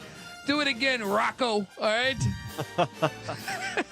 NC Nick, what are you doing here? I'm going to take Houston, but I don't feel good enough to bet it. I think it's too easy to look at last week and say, oh, obviously Ohio State's going to roll. Ohio State doesn't usually blow out opponents like that. I don't know if they can do it 2 weeks in a row. At home, I think Houston battles back and keeps it close. Give me the points. Patty? That performance last week against Cincinnati was really bad for Houston. However, I do think Iowa State's offense is not as good as Scott Satterfield's high octane offense at times. So I think Houston will cover this at home. Let's go. ULM is heading into Troy. Troy's laying 7. Wrong team favored. General Booty will not get embarrassed 2 weeks in a row. The series goes back to 1970. Give me that Warhawks plus 7. Nick? I don't think you can lay this many points with Troy now. If you're talking about, Sun Belt West schools that are better with their first year head coach, it's South Bama. It ain't Troy. Give me ULM. Patty? Monroe's offense is god awful. 129 in the nation. They just played Texas. The stats are all misleading. But Troy, terrible, 90 in both offense and defense. This is a shit fest. I think Monroe has played well enough to get the cover. Let's 7 go. points. Yeah. Tulsa is heading into Denton, Texas. Series goes back to 1957. Tulsa's catching 6.5. I thought I saw 7 earlier, but 6.5. Golden Hurricane get it done against North Texas. Nick, what are you doing here? I agree. Tulsa's my boys. I thought about locking it. I'm gonna refrain because I did cash on Tulsa last week, but it was a little bit closer than I thought. So I'll just take Tulsa. Patty? Tulsa's been shitting the bed a little bit. No, they just covered for me. One outright against your La Tech Bulldogs. Okay, that's right.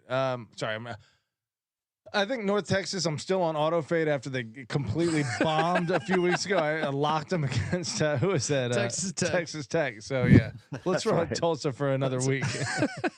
Charlotte, the Clits, Biff Poggies heading to the Rice Bowl. Take on the Owls, who have looked like shit this year. Charlotte is on their 3rd string quarterback, but they're catching 7. I'm all over the Clits here, and I might lock this one up. Check the picks page. Nick, what are you doing here? I keep saying Rice ain't right, so give me Charlotte. But you're crazy if you bet this. Hey, I see opportunity. Patty C, what are you doing here? Look, Charlotte played JMU 2 weeks in a row, losing to actual JMU and then JMU West. So look, no, they played Gardner Webb. Sorry, who played JMU? Who played JMU? It's all connected. Yeah. It's all connected. That's too many points. Give me Charlotte to cover. Let's go. Stanford is going to an ACC rival, Clemson Tigers. They're gonna get their ACC rude awakening here. Clemson's laying 21.5.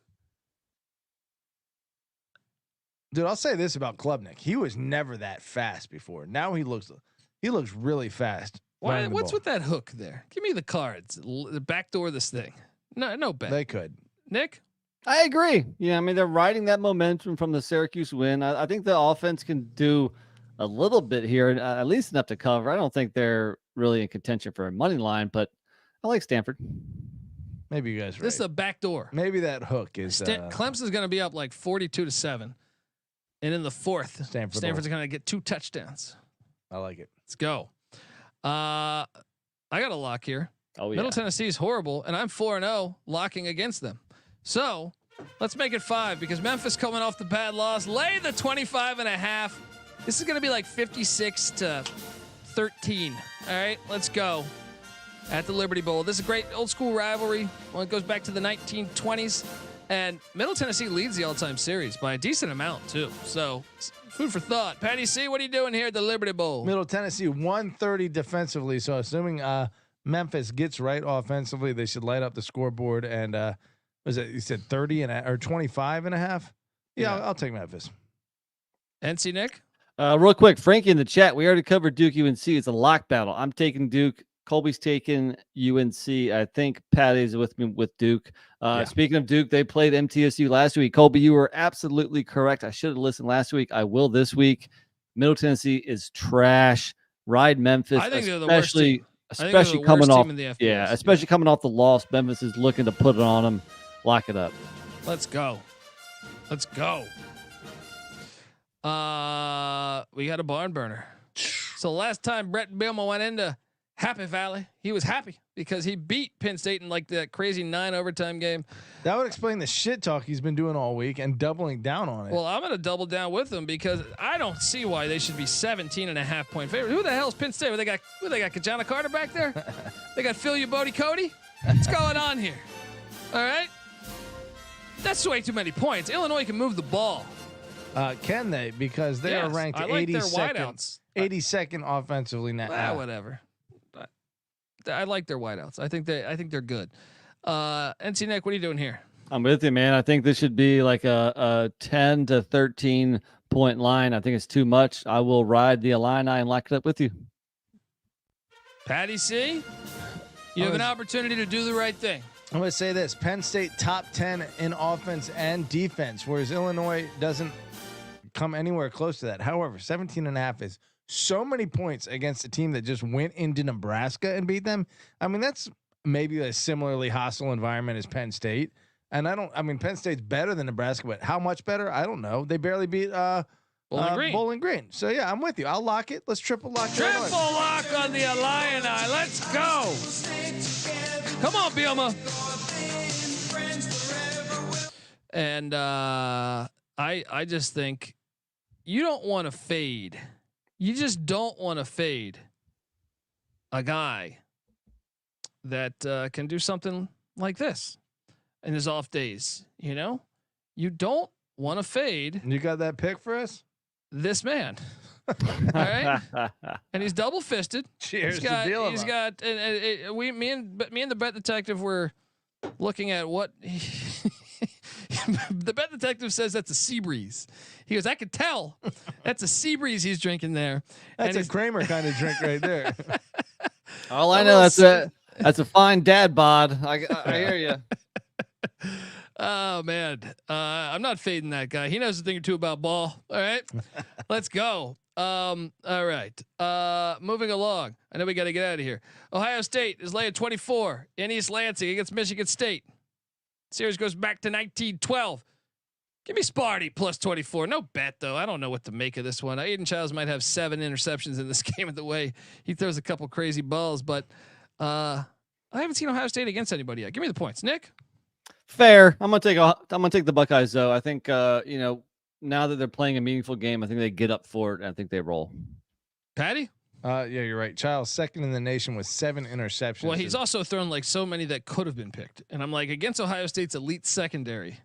Ohio State sitting there at number 2 defense in the nation. There will be some interceptions thrown this game, especially when Michigan State. That stat is so. Don't even bring it up. Yeah, it's true. Ohio State hasn't played anyone. Michigan State was impressive enough against Maryland to I don't have a great feeling. Ohio State could go off on them, but Michigan State, I think they're coming back, and I think Jonathan Smith is a good enough coach to keep it within 24. There we go. Shout out to Caleb Carter. Just wanted to pop in and say I love the show, fellas. Watch you guys every day from my work in the morning. Appreciate you, Caleb, and appreciate you stopping by to say what's up. We are grateful. We got the big game right here in a series that goes back to 1895. The Dogs are heading into Tuscaloosa. What time is this kick? Is this 5 p.m.? 7:30. 7:30 Eastern time. 4:30. Yeah. Okay. 7:30 Eastern. Wow, nice. Yeah, Saban's had Kirby's number. All right, was he 5-1 against Kirby? Yeah. No Saban anymore though, but he is going to be at the game in his little booth, watching over his program. Yeah. Georgia's laying 2. Georgia got kicked out of the playoffs last year. I'm on these dogs to get it done here. Right their wrongs. I'll lay the 2 with the dogs. NC Nick, what are you doing here? Yeah, definitely. And we don't have enough time to break down this game in depth, but I like Georgia getting revenge from last year. I'm going to lock up Georgia. They go into Tuscaloosa, get the dub. This game's awesome. I'm very fascinated by it. Alabama is an offense that is still figuring it out, and that is what you cannot afford to be against this Georgia defense. Georgia gets leverage and then starts to take risks and pulls away. Should we lock this? Should we triple lock this? Just Alabama, the crowd's going to be up for this, and Georgia's performance against Kentucky should concern you a little bit. But Alabama did the same Kentucky thing always against, plays them close in Lexington. yeah, and USF played Alabama pretty close. I'm with you. I'm not gonna. Yeah, well, I'll lock it. I'll lock Georgia. I think Georgia will Let's do it. Let's do it. Triple lock on these dogs. Give me the dogs. All right, South Alabama and Fluff Bothwell heading into Baton Rouge, catching 21.5. First ever matchup. Give me the points. LSU can't be trusted right now. Yeah, they can't be trusted. Give me the points in these Jaguars with Gio Lopez. This has a feeling to it. Maybe it's not. Maybe we're sleeping on LSU. Maybe they wake up and slap South Alabama around. But based on what's been happening, maybe South Alabama has a little mojo that can go in there and challenge them. Sounds to me like Patty C's calling for a money line. I like that talk, Patty C. Now I don't know if that happens, but I will take the points because South Alabama's offense is doing things right now. Yes, we got the Rio Grande rivalry, folks. All right, this could be a future Mountain West matchup. New Mexico's laying 9. I'm going to take Bronco Mendenhall in New Mexico. New Mexico State seems to be a mess. Now, I am a little concerned about the Lobos defense. And this series goes back to 1894, one of the oldest rivalries in all of college FBS football. I'm on the Lobos, though. Bronco Mendenhall gets his first Rio Grande rivalry win as head coach. Lobos have a 73-35-5 advantage overall. So they have dominated this series. However, I think New Mexico State has been good enough and surprisingly good enough to cover this 9-point spread, especially at home. So give me the Aggies. Nick? Yeah. Rivalry game, home dog. Sign me up. Let's go. Cincinnati, the Tuberville Bowl. This is a huge one. Goes back to 1968 where they tied. So Honestly, glad there's no more ties. This could be for the 4 seed or even the 3 seed potentially in the playoffs, in the college football playoffs. Dude, have you seen how well Texas Tech has been playing? I was talking about Cincinnati. And Cincinnati is one fourth quarter choke away from being 4-0. They dominated a team that just kept it close against Oklahoma. You want to sleep on Cincinnati all you want, but look, Satterfield's doing it so far. I'm on the boys in Lubbock, and I will lock it up. All right, because I'm not buying this Satterfield bullshit. He's never been to West Texas. All right. You know, Jerry Moore used to coach at Texas Tech, and he taught that Satterfield bastard everything he knows. All right. Maybe that doesn't bode well for the good folks in West Texas. Nick, what are you doing here? Yes, the Red Raiders are getting hot at home, and damn straight, I'm going to bet them for the 3rd week in a row. I'm going to lock them up for the 3rd week in a row. Let's go. Let's go, Texas Tech. Patty? I have to lean Texas Tech just because they've been looking so good, but Cincinnati is surprising. Don't sleep on them, but I'll lean Texas Tech to cover 2.5. All right. No lock, though, right? No. All right. Air Force, Wyoming. Ugh. Auto fade, Wyoming. Let's go Air Force. I'll take Air Force too. Nick? Air Force. Yeah. We got Saudi Arabia State against Saudi Arabia Tech. First matchup ever. Yes. This is not in Tallahassee. This is in Dallas. I fucked it up. I was so I lost my mind trying to grab these logos. The Battle of Saudi Arabia is happening. It's in Dallas at Gerald Ford Stadium. I'm on these Mustangs. All right, I will take the. They're the Camels this week. That's right. This week they're the Camels. SMU Camels. Yeah, the SMU Camels -5.5. They get it done there at Gerald Ford Stadium. Nick, what are you doing here? I think you're crazy, man. SMU last week had a punt return for a touchdown, a fumble return for a touchdown, an interception return for a touchdown, all in the first half. That's some fluky shit. I think 5.5 is way too much. Call me crazy. I'm gonna lock up the Knowles and that What? that Did that you see that, Florida State's that offense last call you week? crazy. reinvigorated crazy. defensive line. But the offense was horrible. I guess know. what? This is their first road game Without too? those me 3 the under. touchdowns outside of the offensive side of the ball, they still would have won the game Let's against battle a them. rival. Let's battle them. This is how about this? Everyone's eating sandwiches. Let's battle. Let's fucking battle right now. I just don't think this is their first true road game. Let's do some battle in the Battle of Saudi Arabia. You're getting double teamed here, Nick. Bring it on. Oh man, this game's awesome to end the night. Washington State, Boise State. Boise State's laying 7.5. Too many. I'm actually gonna lay it. You gonna Smurf lay turf. it? Smurf turf is tough, man. I'm gonna lay the 7.5. That's silly. That's I silly. think Yeah? you're crazy.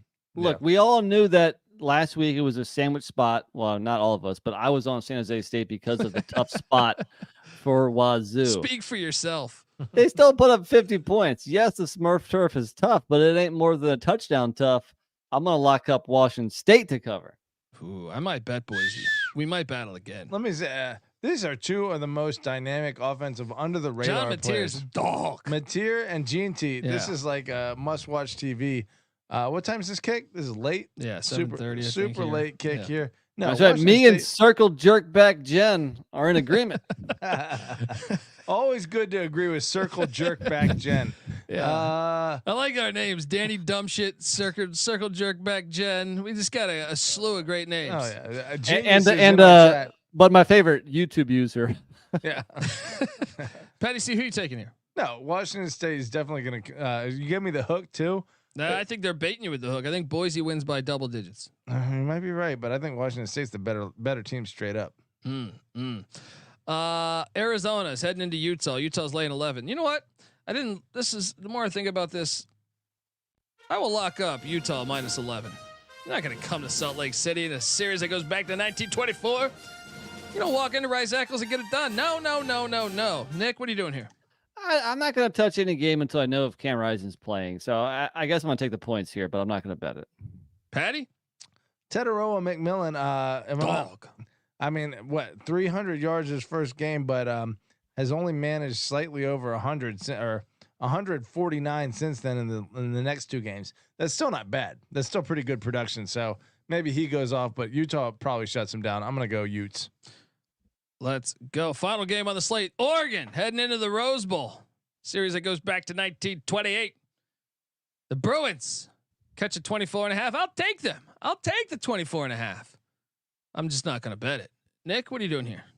I'll take Oregon coming off the bye, getting better with that offense, is clicking more. Give me the Ducks. Patty? That Idaho game, even though you pointed out they're fourth in the FCS national rankings, but you think they're the best team in the FCS. So that's not such a bad look for Oregon, but still 24.5 points on the road. I'm going to lean UCLA until Oregon proves it again. Let's go. Let's go. Folks, that is our show. We are the College Football Experience. The Sports Gambling Podcast is coming up next. Make sure, once again, youtube.com/the college experience. Hit that like and subscribe button. Patty C's on Twitter at PattyC831. NC Nick's on Twitter at NC__NICK. I'm on Twitter at TheColbyD. The College Football Experience is on Twitter at TCE on SGPN. Make sure you check out the FCS College Football Experience as well as the College Basketball Experience. Just had Will Wade on the show, and we got some other great stuff lined up moving forward. Also check out the College Baseball Experience with Noah Beanick. Till next time, this is the College Football Experience. You better start thinking about yours. And we out of here.